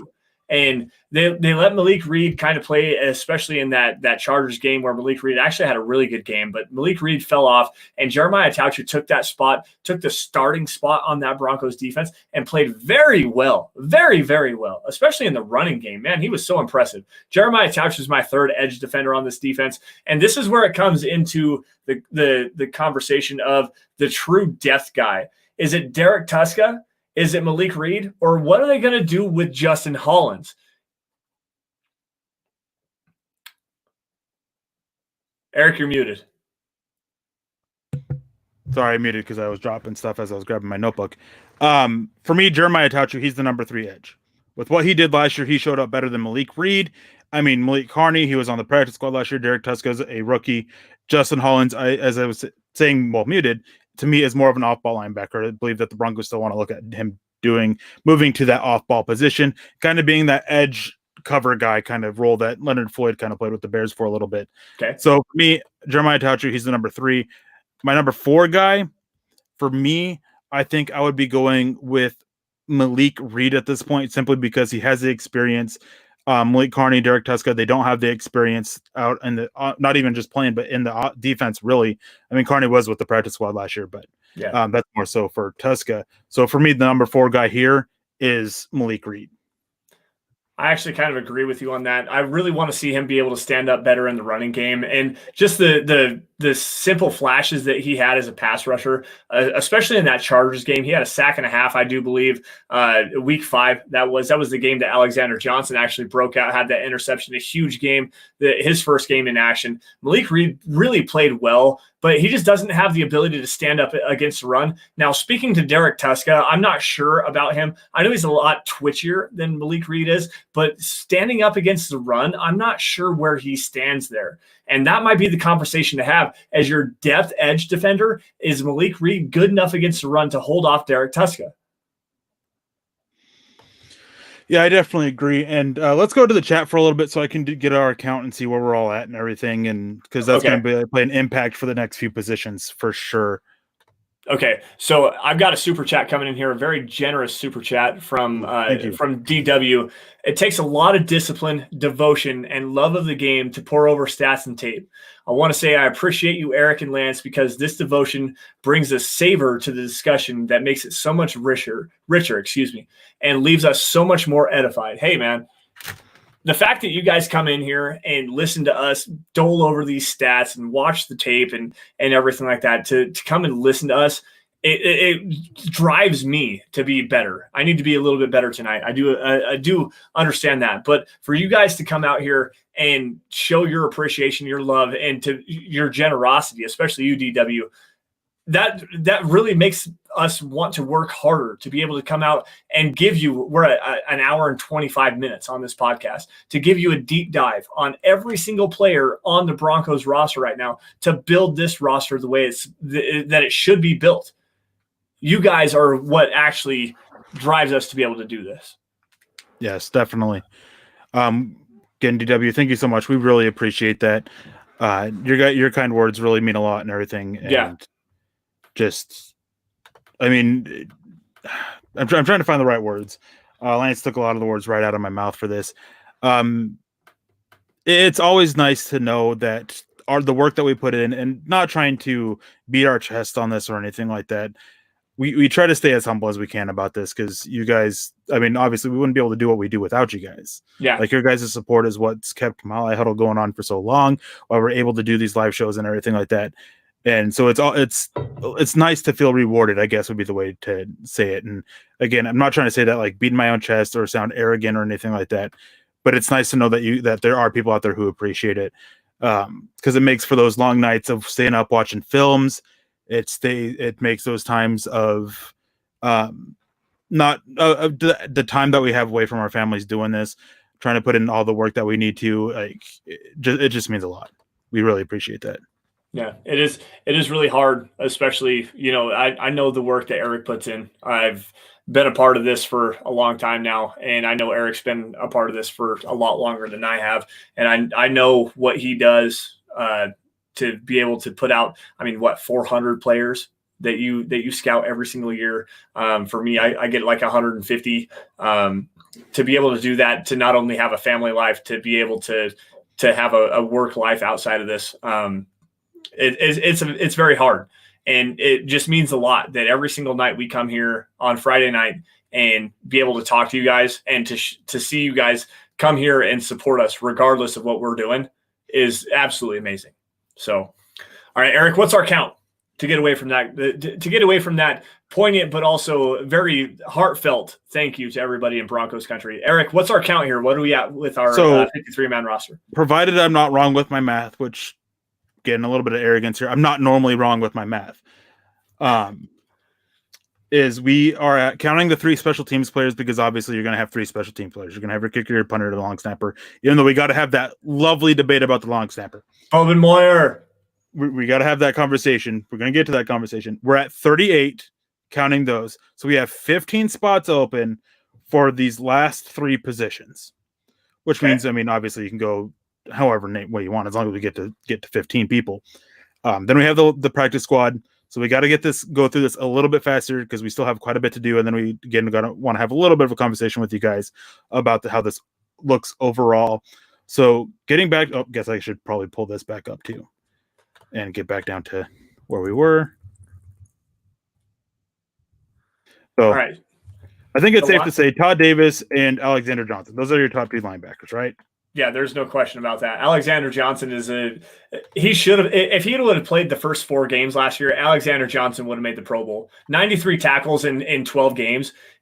All the tackles for loss. I think he had a couple forced fumbles in there as well. Just that guy. The one thing, and I think that there is something to work with here, is I want to see Alexander Johnson be able to move backwards. I want to see him be able to move side to side in the passing game and to be able to develop a coverage linebacker, which this defense is so drastically missing. And the guy that I want to bring in for my third linebacker, he was the Broncos, I think, 5th round pick this year, Justin Strnad out of Wake Forest. That's the third linebacker you're going to see on this roster, just because he does offer that coverage ability that neither Alexander Johnson has shown to this date, or Todd Davis, who is at least serviceable in coverage, but he's not the greatest kind of a guy. You've got 2 downhill linebackers in Alexander Johnson and Todd Davis. Justin Strnad can step back, be that coverage kind of linebacker, a little bit small, a little bit more agile side to side, not quite the deep, long speed. What do you run, like a 4.76 or something like that? Not an athletic tester like that, but at the same time, very, very comfortable moving side to side, very comfortable moving backwards. As far as the other linebackers, this is an interesting conversation. Josie Jewell being the incumbent here on the roster for a couple of years now, a guy that I really like coming out of Nick's school in Iowa. A very, what's the word I'm looking for? Cohesive kind of a guy, cognizant kind of a guy, understands what he sees in front of him. He's just not athletic enough to be able to be that true coverage linebacker that I thought he really could be. Joe Jones may be a possibility here, but for the 4th linebacker position, obviously Justin Hollins is the guy that the Broncos are going to bring on here, but I don't know, man. Between those 3, is there a guy that's really true, clear cut to be the 4th linebacker? So for me, I want to go and do cornerback and safety, and then come back to linebacker. Okay. And there's a few reasons for that. And just because part of the reason is that safety and cornerback are a little bit easier. So we're going to go scoot over and we're going to go straight to safety here, because obviously you have Justin Simmons and Kareem Jackson as your for sure guys. Yeah. And then for me, I think that you also have Duke Dawson to make it as well. I mean, he played that nickel safety role when Will Parks was out with an injury. He showed his potential there. I think that it's safe to put him on there as well and let him see what he can do and try and fully take over that Will Parks role this year. No, I don't disagree with that. It's just going back to the cornerback position, and I know that the Broncos have Isaac Yiadom listed as a cornerback right now, but I really want to see what Isaac Yiadom can do as a safety, and especially playing in the box. I want to see what he can do coming forward as a tackler, similar to that Kareem Jackson role, similar to that Will Parks role. I want to see what Isaac Yiadom can do there. Duke Dawson actually had the opportunity to do so, but Isaac Yiadom never really did. He was stuck on the outside battling with Devontae Harris, I believe it was, especially towards the latter half of the season, the Minnesota game specifically, where I believe Yiadom got benched, then Harris got benched right after that. So it's hard for me to go there because I really want to put Isaac Yiadom instead of at the cornerback position. I want to put him at that 3rd safety spot and see what he can do there. I agree, but I think that, again, going back to this, with everything going on in the world, we know what Duke Dawson can do there. We don't know what Isaac Yiadom. I think that part of that is going to be that they're going to sit there and kind of work with Isaac Yiadom during the season and try and get him to develop as a safety a little bit and kind of be that hybrid type player while they roll with Duke Dawson. And that's a fair thing. Now, the other side of that coin is Isaac Yiadom has played on the outside. Has Duke Dawson actually played on the outside as a boundary cornerback? Not really, no. So why would you not want to have Duke Dawson play that 3rd safety role, whereas you can keep Isaac Yiadom? It's a very interesting question to the versatility between the 2 guys. Duke Dawson's going to make the cut here. Now, this is one that kind of really is a quality conversation to have. Trey Marshall versus Douglas Coleman. And I don't know exactly which way I want to go here. Douglas Coleman is such a ball hawk. He gets his hands on a lot of footballs. Trey Marshall definitely suited as a guy that is better off the ball. I think there's some versatility that you can have with Douglas Coleman. And honestly, between the 2 of them, they both have practice squad eligibility, but just a guy that you can have as another versatile kind of a player. Douglas Coleman, to me, is the guy that makes this 53-man roster over Trey Marshall. Oh, I want to agree so bad. I want to so bad. Multiple times I've said that I'm not comfortable with Trey Marshall. I have so many concerns about him and his play multiple times. I want to go Douglas Coleman, but he's a rookie. In a year with no offseason programs, with 2 preseason games, Trey Marshall, he played last year, and the team thought that he played decently well. I wasn't necessarily unimpressed with his play. I just wasn't like, that's the guy. Yeah, and my thing is if I'm going to push for anybody over Trey Marshall, I'm pushing Elijah Holder. Why is that? He was on the practice squad last year. They're working on converting him from cornerback, so he knows the defense. He has not really an advantage over Trey Marshall, but an advantage over Douglas Coleman with knowing the defense and being able to step in with that fact and try and perform better. But again, it just comes down to Trey Marshall saw the field. The team liked his play last year. I think that he would be basically in terms of true safety. I think that he is the number 3 safety with Duke Dawson playing that hybrid type role. I don't know. Douglas Coleman, though, very flashy, very rangy. And Trey Marshall, very rangy as well. With 2 games to show it. With 2 games, Douglas Coleman has 2 games. Maybe even no games, because they're talking about that the NFLPA, they don't want no games. So we know he only has at most 2 games. Right. To show that he can go out there and beat out Trey Marshall. Is that enough? The thing is this is the biggest thing that I disagree with you is Elijah Holder in this aspect. Elijah Holder is slow, man. He's not very rangy, and they're going to try to move him to the backside. I don't like that. They did last year. I still didn't like Elijah Holder. I didn't like it. I would have rather watched. Well, I don't like you. I don't like you either. So stop talking trash, dang it. No, it's just Douglas Coleman's so rangy, man. And Trey Marshall's more rangy than Elijah Holder. I understand where you're coming from with the whole knowing what you have. A bird in the hand is worth 2 in the bush. But still, there's so much more ball skills with Douglas Coleman III coming out of Texas Tech than there is with Trey Marshall. Yeah, and I firmly believe that. Man, it's any other year, if there was still 4 preseason games and everything like that, I would agree with you. I'd go Douglas Coleman in a heartbeat. But it's the same thing with Brett Rippon. It's the same thing with Royce Freeman. It's the same thing with Deontay Spencer. It's the same thing with Jonathan Harris. Trey Marshall, he knows the defense. He knows what he's doing out there. Plus, out of everybody out there, he's probably one of the best true deep safety that they have. That's very true. That is very true. And going back to my original 53-man roster that I had for our first 4 in, first 4 out, Trey Marshall did make my roster. I'll go with you on that one. Boom. Douglas Coleman, though, is a very interesting conversation. We'll see how that actually plays out. Normal year, I would be right there with you with Douglas Coleman. Yeah. All right, now, guys, Bawana coming in here and showing a very poignant message as well. First things you can do to make sure you help the show grow, subscribe wherever you're watching, like every video you see, and share it out to your comrades in Broncos country.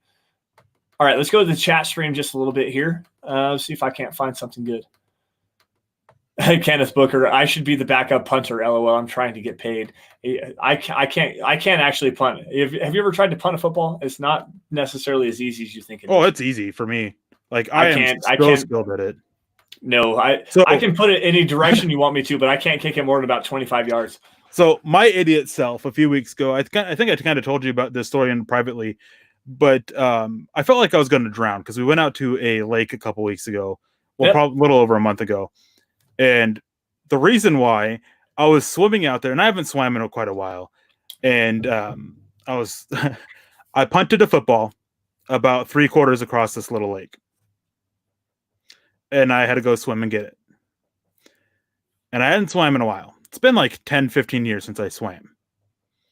And I got water in my mouth. I started coughing, and yeah, just not fun.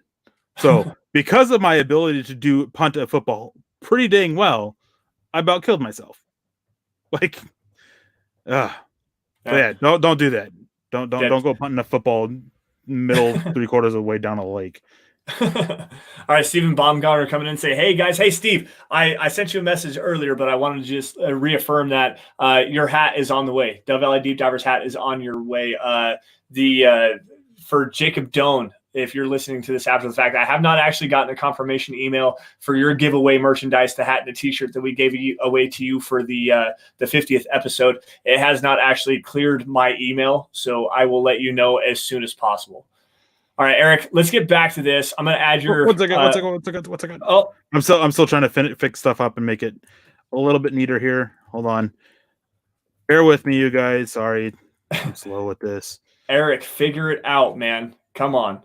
I love Jewel. Stud. Not sure he makes this roster, though. I'm actually in 100% agreement with you. The outlaw Josie Jewell. That was actually one of the first pieces I wrote for Mile High Huddle, was a film review on Josie Jewell. And it was very fun to be able to sit back and dive into him. And you could see the athleticism wasn't necessarily there with him, but at the same time, the ability to diagnose what goes on in front of him. I really like in Logan Wilson from Wyoming as a Josie Jewell that's more athletic. The ability to see what happens in front of you, react, put yourself in the right position. Josie Jewell was able to do that at Iowa, but at the same time, Logan Wilson was more athletic and it was more able to do so at Wyoming. And that's why Logan Wilson was the number one overall, the number one pick in the third round this last year. So I'm really looking forward to see what he can do in Cincinnati. James Campbell coming in from across the pond. Feel so much for those on the roster bubble, not just for the Broncos, but all around the NFL. Some of these players might not get a chance again. So many battles all over the roster that deserve to be settled on the field. And I totally agree with that. There are guys that if you've ever watched the NFL Network show Undrafted, there are a lot of guys that put their heart and soul into this, and they go to these regional combines and they work their butts off, and they finally might get an opportunity to step on the field and to be able to make their mark in the NFL, to never actually get to do so. This year, specifically with what's going on in the world, it makes it so much more difficult for guys like that to be able to do so. And there's another guy that we're going to get to here, speaking to the cornerback depth, that might not actually get an opportunity to do so, in former Wake Forest cornerback Essang Bassi, undrafted free agent out of Wake Forest. Yeah, sorry, I was kind of reading something else here. So let's get to this cornerback. Sorry, I just completely zoned out on what you were saying, Lance. Sorry about that. I was reading Charlie's comments about Alaska lakes and how cold they are, and no punting on the Turnagain Arm. But anyways, so for this, I think with cornerbacks, obviously AJ Boye, I mean Bryce Callahan, let's move him over. Let's move Michael Ojemudia over. Now what? And this is where I was at. I messaged you before we got onto this live show and was asking, I said, I have my locks to make the roster, and those were my three guys. I had AJ Bouye, Michael Ojemudia as a third-round pick, and then I had in parentheses Bryce Callahan. I don't know. We don't know with Bryce Callahan. He's still a hypothetical player in this Broncos defense. Is he a lock to make the roster? Is his foot actually ready to go? Is from all accounts, he's ready to play right now? But is he going to be the same guy that we saw in 2018 under Vic Fangio? We don't know with Bryce Callahan. Now, going to the depth of this, Shaquille Taylor, who is that? Isaac Yiadom, we've already seen the struggles that he has had. They're possibly talking about switching him positions. Devontae Harris got his spot taken by Isaac Yiadom, lost it to Isaac Yiadom, took it over from Isaac Yiadom. You've got Devontae Bosby with a scary neck injury that he had in 2018 after he played at least fairly decently. I thought he had amazing moments, especially in the Raiders game. Even early in the Chargers game before he got hurt, he had a couple of really good click and close plays coming up to make some tackles in the open field. But then going back again, right before you ignored me, Essang Bassi, what is his role in this defense? Is he actually even going to make the roster? Yeah, I definitely agree. And I think that for that reason is you got to look at the nickel. And I know we have Duke Dawson there for the nickel. We have Bryce Callahan there for the nickel. But I'm going to put Devontae Bosby on here. I think he not necessarily showed enough last year, but I think there is enough hope around him with potential that he showed when he was with the AAF to sit there and continue to work with him and to work on developing with him now that he's healthy. And it's one of those things where, he was around and everything, but he was hurt. but I think that there's still enough that if Denver cuts him, somebody else will bring him up, and I think they want to continue working with him. So I'm going to move him over. And now the last two, because I think that Denver is going to keep 6 with this. And I really want to keep Asong Bassi because outside of Bryce Callahan, there's no other real nickel corner on the Broncos. I mean, Duke Dawson, he can drop down and play the nickel. Kareem Jackson can drop down and play the nickel. So you have that versatility there that I don't have to do that. And then it goes to the fact that he's a rookie. Isaac Adam and Devontae Harris, at least they played last year. At least they know this defense. Yes, Isaac Adam was benched for Devontae Harris, and Devontae Harris was benched for Isaac Adam. Well, Isaac Adam was benched for Devontae Bosby, then came back, then was benched for Devontae Harris, then was benched. Devontae Harris was benched for Isaac Adam, blah, blah, blah, blah, blah. So it's really just interesting to me, for me, with how I'm going to do it, just because the situation is, I'm going Yadam and Harris for the final 2 cornerback spots and putting Asong Bassi on the practice squad. I don't disagree with that, honestly, because you have the opportunity to call Asong Bassi back up off the practice squad, put him on the roster, and have an extra special teams player there. I don't know, though. I like Asong Bassi as that nickel defensive back that can play in the slot, can play on the outside as well. Devontae Harris is specifically an outside cornerback. Isaac Yadam, we'll see what that actually looks like, getting it on the inside and working forward more than laterally. I think that's probably a better look for him playing at that safety position. Devontae Bosby is a guy that I really like there. Harris being able to play on the outside specifically, the outside depth really scares me. I don't know, man. I like Asong Bassi, though, because he has the versatility to play inside and outside. So whereas Yadam and Harris don't. Yadam, if he's going to play on the inside, you're going to have him off the ball driving vertically more or less. Yadam's not going to play on the inside. He's going to be a boundary guy. Devontae Harris is more likely to play inside than Yadam would be. Yeah, man. So what I'm gonna suggest, just for the sake of time, because we have 15 minutes left before we hit 2 hours, and is Isaac Adam and Devontae Harris with Asong Bassi on the practice squad as a for sure guy in the practice squad. Don't even know you need to go and do that conversation. Yep. Because of the potential to call him up if need be, if Bryce Callahan gets hurt. I think that Asong Bassi does have something with this team going forward. But with the situation is, I think that he's going to be kind of pushed down a little bit for those who know it. So I'm confident doing that. Yeah, Yadam and Harris, that actually works for me too. So let's go ahead, and I'm going to move it up. If my thing will let me go over to the practice squad 12. There's Asong Bassi. No even conversation about it. Practice squad, that's him. All right. So where are we at here? We've got our safeties. We have 2 spots left. We have 2 spots not counting the special teams, because the special teams is 3. So you technically have 5 spots left, but we have 2 spots left for off-ball linebacker, which is just worth it. This is where things get interesting for me. You have 2 versatile guys with Josh Watson and Justin Hollins. Josh Watson played a lot of edge last year in the preseason as well as off-ball, kind of trying to be that edge off-ball hybrid type thing as Justin Hollins is. And then you have 2 special teamers, Josie Jewell and Joe Jones. So I think that that's what we're looking at. One of Josie Jewell and Joe Jones, and one of Josh Watson and Justin Hollins. For me, with the first group of that, Josie Jewell and Joe Jones, going Josie Jewell. I think he offers up a little bit more on defense if he has to play on defense. And he actually showed last year that he's a darn good special teams player. Yeah.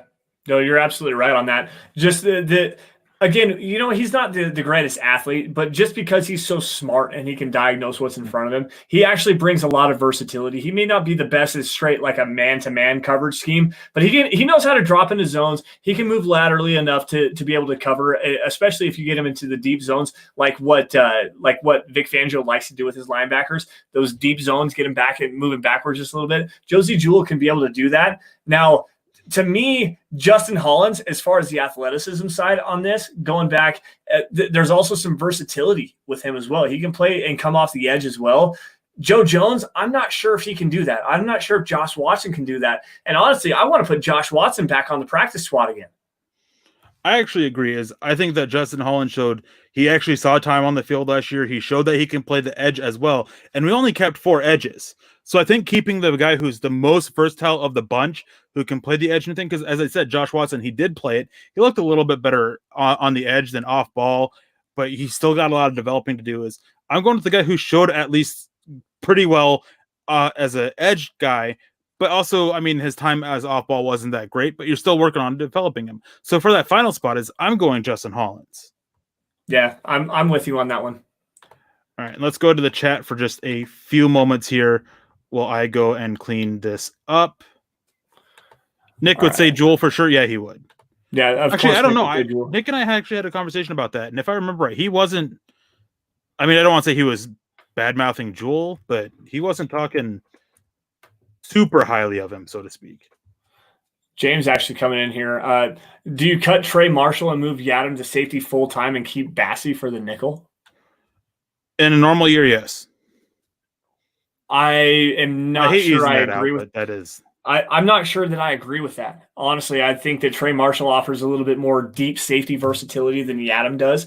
And Bassey and Yadam are a lot of the same player. I think that you can get a lot of the same out of Bassey that you can Yadam. And honestly, I would cut Yadam over the fact of cutting Trey Marshall, just because Yadam's not going to be able to play that deep ranging safety. Trey Marshall can at least come down inside if he has to. Did you say Yadam and Bassey are the same player? Not really. I mean, you can get the same kind of a role out of them. No. I mean, you have a boundary corner and you have a nickel corner. Well, Bassey can play on the outside, though. Not really. I think he can. Not in the NFL. I think he's barely 5'9". He may not be able to be. You can have a 5'9" cornerback playing on the outside. We watched Chris Harris Jr. Maybe not necessarily very effectively, but you can have a guy that can play. You can have a guy that's 5'9" playing on the boundary. It's happened all over the course of the NFL, man. Come on, they can have somebody 7 foot playing quarterback, but just doesn't mean it's going to be effective. Can you have a 6'1", 205-pound guy that has 0 hips and absolutely horrible flexibility play on the inside and actually be effective? Can Yadam do that? At least Bassey can play on the outside. Isaac Yadam is just a boundary corner, and Asang Bassey is just a nickel corner. That's the whole point. So Asang Bassey is very smooth in the hips. He can sit there and he can hang with the receivers in man coverage, and he's not that good in press. Isaac Yadam's in press. Okay, I see where you're coming from on that one. I see where you're coming from. Now I'm talking about position versatility. Like at least Bassey can play multiple positions. Yadam is outside. I would like to see him coming down vertically. See, I don't think that he can. I think that Isaac Yadam would be a little bit more versatile because what he can do as a safety as well. Asang Bassey, he can't really do that stuff as a safety. I mean, that's Isaac Yadam, he doesn't have great range. Don't get me wrong. I'm not saying he can be a rangy guy, but he's a guy who can go play kind of like in that box safety kind of role and play kind of that cover 2 kind of safety role as well, and drop down and play a off ball nickel a little bit, depending on the type of receiver. Like if it's a tight end in the slot, then yeah, I would trust Isaac Yadam to do that a little bit if he's able to develop today. But all right, we got to get this going. I got to get going. I have family in town and everything like that, so we got to get this moving. Where do we go from here? Special teams. That's the last thing before practice squad. So obviously we have Brendan McManus and Sam Martin, your kicker and your punter. All right. Bob and Moyer, Farnsworth. Which one can break a dinner plate over my head at 25 yards? Tell me. I don't care. Wes Farnsworth. That's the guy that I'd be going with. That's the guy that I've gone with for it. And the simple reason is that he's a little bit more experienced, and he's just a little bit more experienced. Eric, I'm going to bounce out for just a second. I'll be right back. Okay.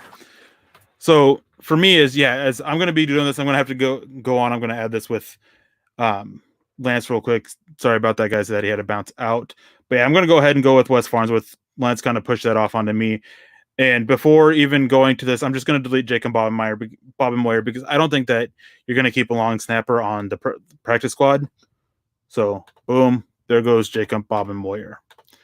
Now, before we get into the practice squad, I hope Lance is able to come back for this because I do kind of want to go through this with Lance and get his takes on it and everything. Obviously, we put Asang Bassey on there already. I'm going to go ahead and move these over. That.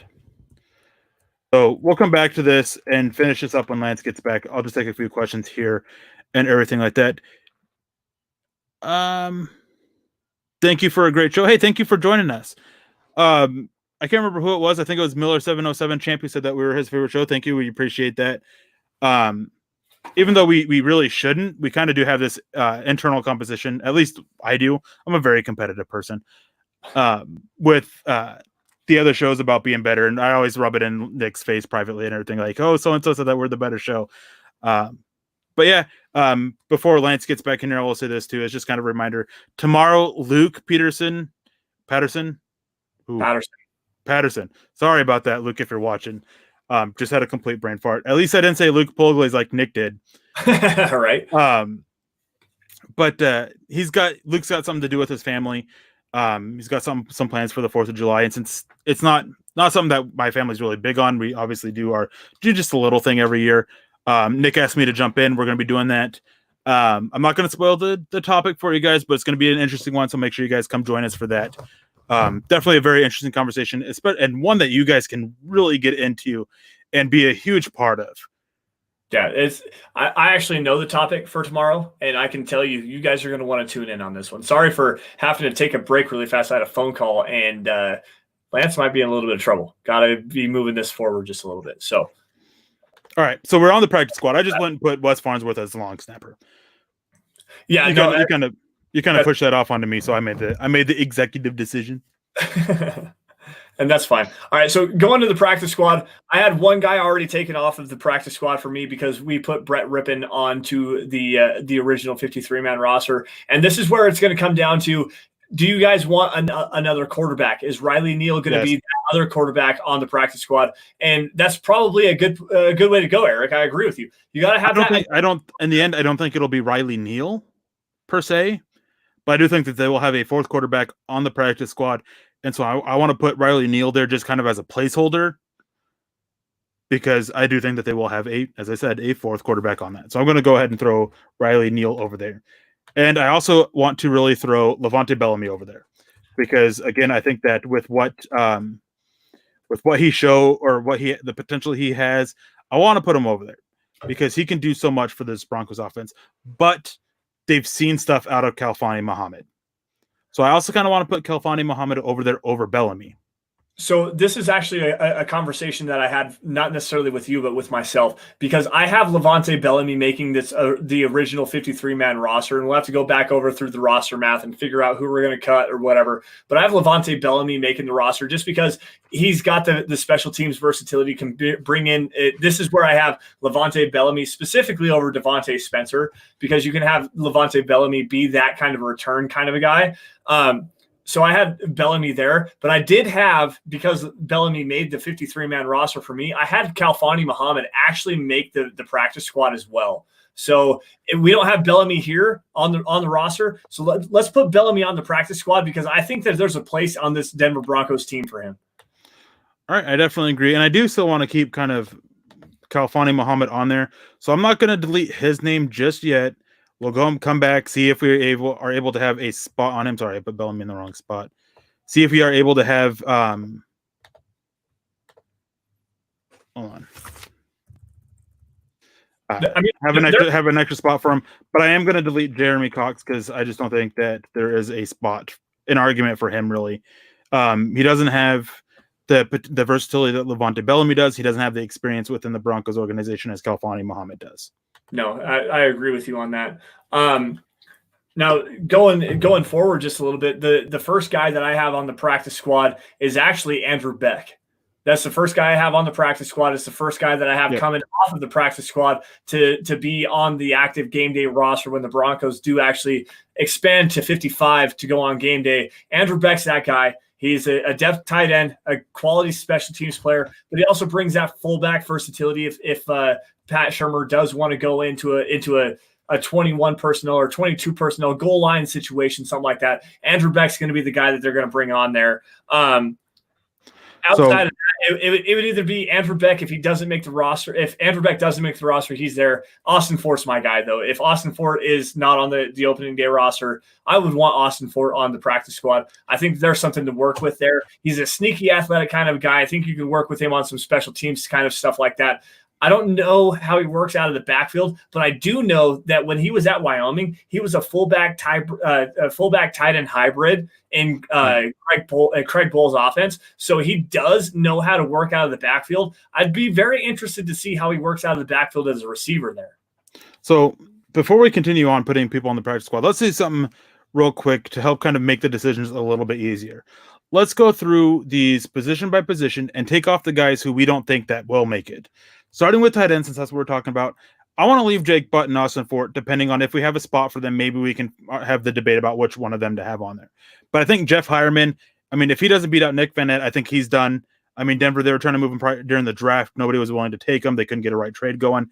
And I also think Troy Fumagalli. I think that he's basically done at this point. If he doesn't make the roster, I don't think he's going to make the practice squad, and Denver's just done with him. Yeah. No, I agree with that, actually, 100%. Jeff Hireman's pretty much seen his last days in a Denver Broncos uniform. He's probably going to be a cap casualty.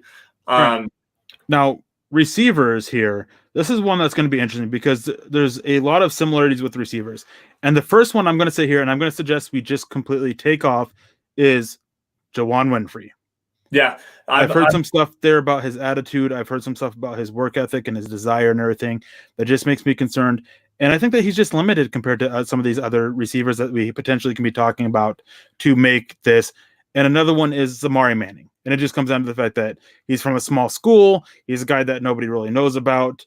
So I think that the lack of preseason, the 2 games at most the 2 games, just basically writes him off. Now, I'm going to fight back on you on Zamari Manning just because Tarleton State, yes, it's a D3 school. Yes, he's not probably going to see the field very much. But you know what? The guy scored 22 touchdowns in 2019. He had another 12 in 2018. The guy knows how to get the ball into the end zone. He absolutely dominated the competition. And there was a comment earlier. He plays a lot like Demaryius Thomas, bigger kind of a body. It's not going to be that way in the NFL. And it's very, to me, the explosive playmaking dynamic that he brings at the wide receiver position and the ability to put the football into the end zone makes him a very intriguing kind of a prospect. And if you could put him on the practice squad, I would be all right with it. However, I agree with you. There's just no room right now. You've got Fred Brown, who saw time on the roster last year. You got Tyree Cleveland, who's a 7th round pick. You got Trinity Benson, who made the practice squad last year. Kendall Hinton also saw some time in the preseason as well. Manning, Kendall Hinton's a rookie too.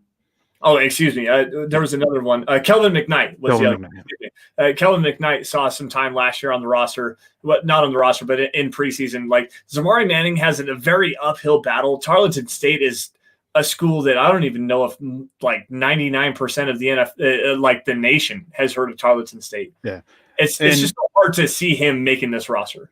And one thing too is why I suggested him. And I'm going to suggest Kendall Hinton too, even though I really like Hinton. Is when looking at these other receivers, you have Trinity Benson and Kelvin McKnight. Both have been with the Broncos last year on the practice squad. You have Tyree Cleveland, who they just drafted, and you have Fred Brown, who made the roster. You have 4 guys there who you can easily make the case for before Hinton and Manning. So I'm going to go ahead and take out Hinton and Manning both, just for that reason, which sucks because I actually really like Hinton and his potential. And if they do expand it beyond 12, then I think that Hinton has a good chance for it, and even Manning too. But just right now with the 12 people that they have on it, I think they're going to want to be going with guys that know the playbooks, they have some idea of what they can do already. Yeah. And then going on to offensive tackle, Jake Rogers, he's practice squad eligible. I think that I'm going to leave him on here. Calvin Anderson, I'm going to leave him on here. Hunter Watts and Nico Fala are the 2 guys here on the offensive line that I'm going to go ahead and take off. I mean, same reasons as we did with Zamari Manning and Kendall Hinton. When it comes to tackles, he's just a low guy there. And Nico Fala, he's been hurt so often that you already have somebody who's dealt with a lot of injuries in Nathaniel Moody. You don't want another guy to be that on the practice squad. You really might as well take Tyler Jones off of there as well. I don't really agree with that because I think that on the interior, he has a shot because he can also play tackle a little bit. He can play all 5 positions. So I think his versatility will continue to give him a chance. Yeah. All right, I'll take your opinion on that one. I don't know a whole lot. I'm not about saying he's going to make it, but I mean, he's worth keeping on there for now for a discussion later. Well, Calvin Anderson was just the guy that I was going to put on there, just because he had he's already seen the practice squad for the Broncos, so why not give the continuity to the guy. Tyler Jones, I don't know a whole lot about the guy, anyways. So if he can play all 5 positions, and sure, a position versatility kind of a guy that you can groom, especially with Mike Munchak, why not? But Calvin Anderson, he's already seen the Broncos room, the Broncos facilities, excuse me. Like, why not just roll with the guy you already know? And real quick, big body boy, I know this is long. We knew it was going to be long when we did this. Trust me, we're feeling it too. My office is roasting. I'm sweating so bad. You guys can see the shimmer on my face from my sweat. Although it's good because I need to lose weight. And then James, I'm sad too, man. It's not fun deleting these guys, man. It's not. It's not. It's never fun. Anyways, so go to Crawford, and I think when Trey Crawford and Shaquille Taylor. I think that with Hassan Bossy, Shaquille Taylor, he's kind of off, especially if you have as many outside guys as we do on the 53-man roster. I think he's safe to come off. And with Trey Crawford with Josh Watson and Joe Jones, if we're keeping a linebacker, I'm keeping one of those two over Trey Crawford. Yeah, Josh Watson's the guy that I'm looking at. If you're gonna keep a linebacker, Josh Watson's the guy. All right, now getting to the safeties, Douglas Coleman, Elijah Holder, PJ Locke. Those are the 3 that, for me, it comes down to for a safety practice squad spot. With Coleman having the edge over everybody else because, as you highlighted with the argument for the 53-man roster, he just has such good ball skills. Yeah, no, I'm in total agreement with that. I could see Holder being there, and in fact, I actually have him on my practice squad, the one that I wrote down before this, only because I had it broken down to, is it Douglas Coleman or is it Trey Marshall that makes the 53-man roster? In fact, I have the loser of that battle, Douglas Coleman and Trey Marshall and Elijah Holder on the practice squad. I'm keeping 2 safeties there. All right, and then last but not least, let's clear up this defensive line a little bit. All right. This is where it gets interesting. DeMarcus Walker should be cut. I think that DeMarcus Walker has a chance for the practice squad, so I want to leave him here, but I also want to leave Joel Heath and Christian Covington. I don't know, man. It's just so hard to see DeMarcus Walker coming off that second-round pick and not actually showing anything. I'm fine deleting his name, man. I've hated the selection of DeMarcus Walker ever since it happened. I think that the second-round pick status might be is really the only reason that I'm actually kind of even considering leaving him on here. But when we're talking about the defensive line for the 53-man roster, one of the things I said was that he was replaced. Yeah. Yes, but he was. He has so much experience that if somebody gets sick and everything, then he can come in. But then you have Christian Covington, who has that experience too, or Joel Heath, who has a little bit of experience too. Well, they both fit the defense a little bit better than DeMarcus Walker. So I am perfectly fine removing DeMarcus Walker if that's the way we go. That is exactly what I was getting ready to say. Was Christian Covington can at least slide inside and play the one tech. Joel Heath can at least slide inside and play the one tech. DeMarcus Walker probably not sliding inside. He doesn't have the body stature to be able to do so. He's less than 300 pounds. He's not going to be able to stand up in the one technique. He can play the 5, he can play the 7 if he wanted to, but he's not going to be able to slide inside and offer some versatility to the interior of the defensive line. And he's definitely going to get blown away in run defense, which is what we've seen him do for the last 4 years. Well, 3 years, excuse me. Like DeMarcus Walker has no room on this roster anymore. He's weighed out his warrant. Like there's nothing for him. So I gotta point this out. This comment really made me laugh. So Buona Beast to James. Happy day you lost, James. Right. Sorry, that's a good one, man. All right. Rude. So because we're coming up on 2 hours and 10 minutes here. Ooh. Yeah, we need to we gotta get this down. So we have 4 spots taken. We have 8 spots left. All right. We'll come back to Khalfani Muhammad. We'll come back to the running back or the tight ends. Let's talk about the receivers here. I think that 2 receivers out of this 4 are going to end up making the practice squad. I have Tyree Cleveland and Fred Brown. I do too. Fred Brown showed a little bit towards the end of last season playing on the special teams. He showed a lot in the preseason, being able to stretch the field a little bit vertically. I like him just because of the special teams prowess that he does have, the versatility there. He's also, am I mistaken in saying that he's a little bit Deshaun Hamilton as well? Like, is that a wrong take? He's kind of that, yeah. Like there are a lot that like very similar. Now go to the tight end position here. Jake Butt versus Austin Fort. And well, we already have Andrew Beck, so let's come back to that. Because I think that Andrew Beck's versatility there, I don't see the reason to have another one if there's other spots open at the end of this after we get to the rest of the positions. Then we can come back and add one, and I know exactly who I would advocate for. But let's go up and let's see what space we have left afterwards. Because I think with Andrew Beck, that's enough for that right now. Yeah. So Calvin Anderson versus Jake Rogers, the offensive lineman. And this to me comes down to the position versatility. Jake Rogers is specifically a right tackle. At least Calvin Anderson can slide inside. I think both make it. Really? Okay. I think Jake Rogers for the tackle ability, and I think Calvin Anderson for his ability to play inside to help add that versatility to that. Yeah, I think that he makes it.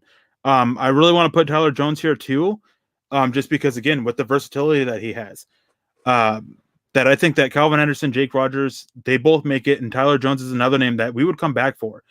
That I would make the case for. If we have one extra spot left at the end of this, I will pound the table for Tyler Jones because I've heard a lot of positive stuff from this, from people within the organization about him.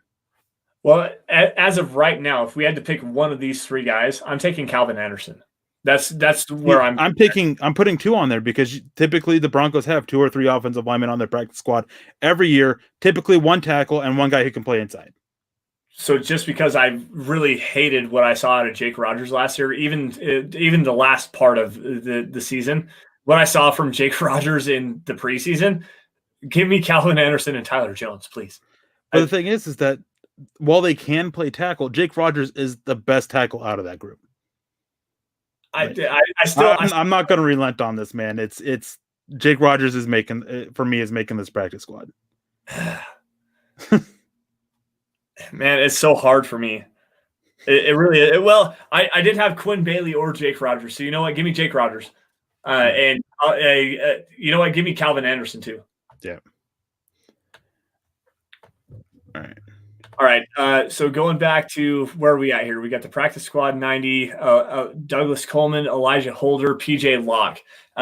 James Campbell actually asked about PJ Locke. What do you got about PJ Locke there, Eric? I don't know much about him. I've heard a little bit of good things, but nothing to really sit there and push for him to make it. I think that Douglas Coleman and Elijah Holder and Christian Covington, those are the 3 names that I'm looking at for this right now out of this group right here. So let's just put Douglas Coleman on it because you and I are in agreement on that one. Yeah. You could probably give me Christian Covington as well. And if I'm going to go anybody else on this one, so what are we at? 9? Or is that 11 or 12? 1, 2, 3, 4, 5, 6, 7, 8. That's 10. 10. Okay, so I want Derek Tuska as well. I agree. I like the edge presence there. I like the twitchiness. I like the ability against the run. And if we're going to keep another linebacker here, give me Josh Watson. He's got the versatility. He's got the health too. Joe Jones was hurt last year. Malik Carney, I'm not necessarily sure he can play the off ball. Josh Watson can at least drop back into some coverage. He's not the best in coverage, better as a 2-down thumper kind of moving forward, but at least he has the versatility to do so. Jones might be a better coverage linebacker, but at least Watson has the health. Give me Josh Watson. I actually agree on that. And that wraps up our 12-man practice squad. It's definitely a bummer. I would keep obviously with a few of these guys, you'd be keeping them in contact with them just in case something happens. Like Khalfani Muhammad, if the running back gets hurt, I'm calling him up to join the practice squad with calling Bellamy up to the roster. Tight ends, Austin Fort, Tyler Jones would be right there, Elijah Holder, Joel Heath, Joe Jones. I would definitely be keeping an eye on those, but just because the roster math doesn't shake out. It is what it is. Not everybody can make a roster. That's how the NFL works. There's only a certain amount of jobs. There's only a certain amount of practice squad spots. There are going to be a lot of quality players cut off of a lot of different quality teams that have the ability to play in the NFL, but you can't have them all. You can't have the top left tackle in the NFL every single year. You can't have the best cornerback depth in the NFL every single year. You can't have the best interior offensive line. Denver, I think, has a very high-quality offensive line, but the depth outside of the top three, the starters, probably not the best. I mean, Schlottman's okay, but Patrick Morris, we don't know about him. Netani Moody, is he actually going to be healthy enough to play? The offensive tackle depth for the Denver Broncos. You have Jake Rogers, who we just put on the practice squad. We have Quinn Bailey, who is it Quinn Bailey or is it Jake Rogers that makes the 53-man roster? Who is actually going to be the backup right tackle? Is it Elijah Wilkinson? Is it going to be Kelvin Beachum? Like, we don't know. It's so hard to be able to do an exercise like this, and we appreciate all of you guys for joining us on this. Every single one. We really got to get out of here, though. It's been 2 hours, 15 minutes. I did kind of want to go over it a little bit. Maybe next week we can sit there and kind of go over it and kind of continue this a little bit. But yeah, we got to get out of here. I mean, 2 hours, we push it enough as it is. Typically, we try to get out of here right about an hour. We wanted to do this entire exercise in less than 2 hours, and to do the practice squad after the 2 hour bell. That's where people get tired, and that's where we get tired. And it's hard to do a big 2 hour show, even the draft show. Oh my goodness, that was so exhausting. But anyways, guys, thank you all for joining the Dove Valley Deep Divers podcast. You can find the show on Twitter at DVDD_pod. You can find me at Sanderson MHH, and for Erick at Erick Trickel. Notice the CK in Erick and the EL in Trickel. Also, guys, if you're in a financial position able to do so, head on over to huddleuppod.com. That's the merch store. Get your swag on. Get yourself a hat. Get yourself a T-shirt. Get a coffee cup, a face mask, a hoodie. There's something for guys. There's something for girls. Pretty much anything on any of the podcasts as well. Also, follow at Mile High Huddle on Twitter. It's the mother account. That's where you get updates on not only milehighhuddle.com, but the Huddle Up podcast, Dove Valley Deep Divers, Building the Broncos, Mile High Insiders. That's where you get updates on everything. Keep your fingers on the pulse of what's going on in the Mile High Huddle community. Now, Erick, before we get out of here on this very long episode of the Dove Valley Deep Divers, do you have any last words? I do. Nothing Broncos related. I just want to say, guys, enjoy your 4th of July tomorrow. Those of you who are in the United States, stay safe out there. Don't drink and drive.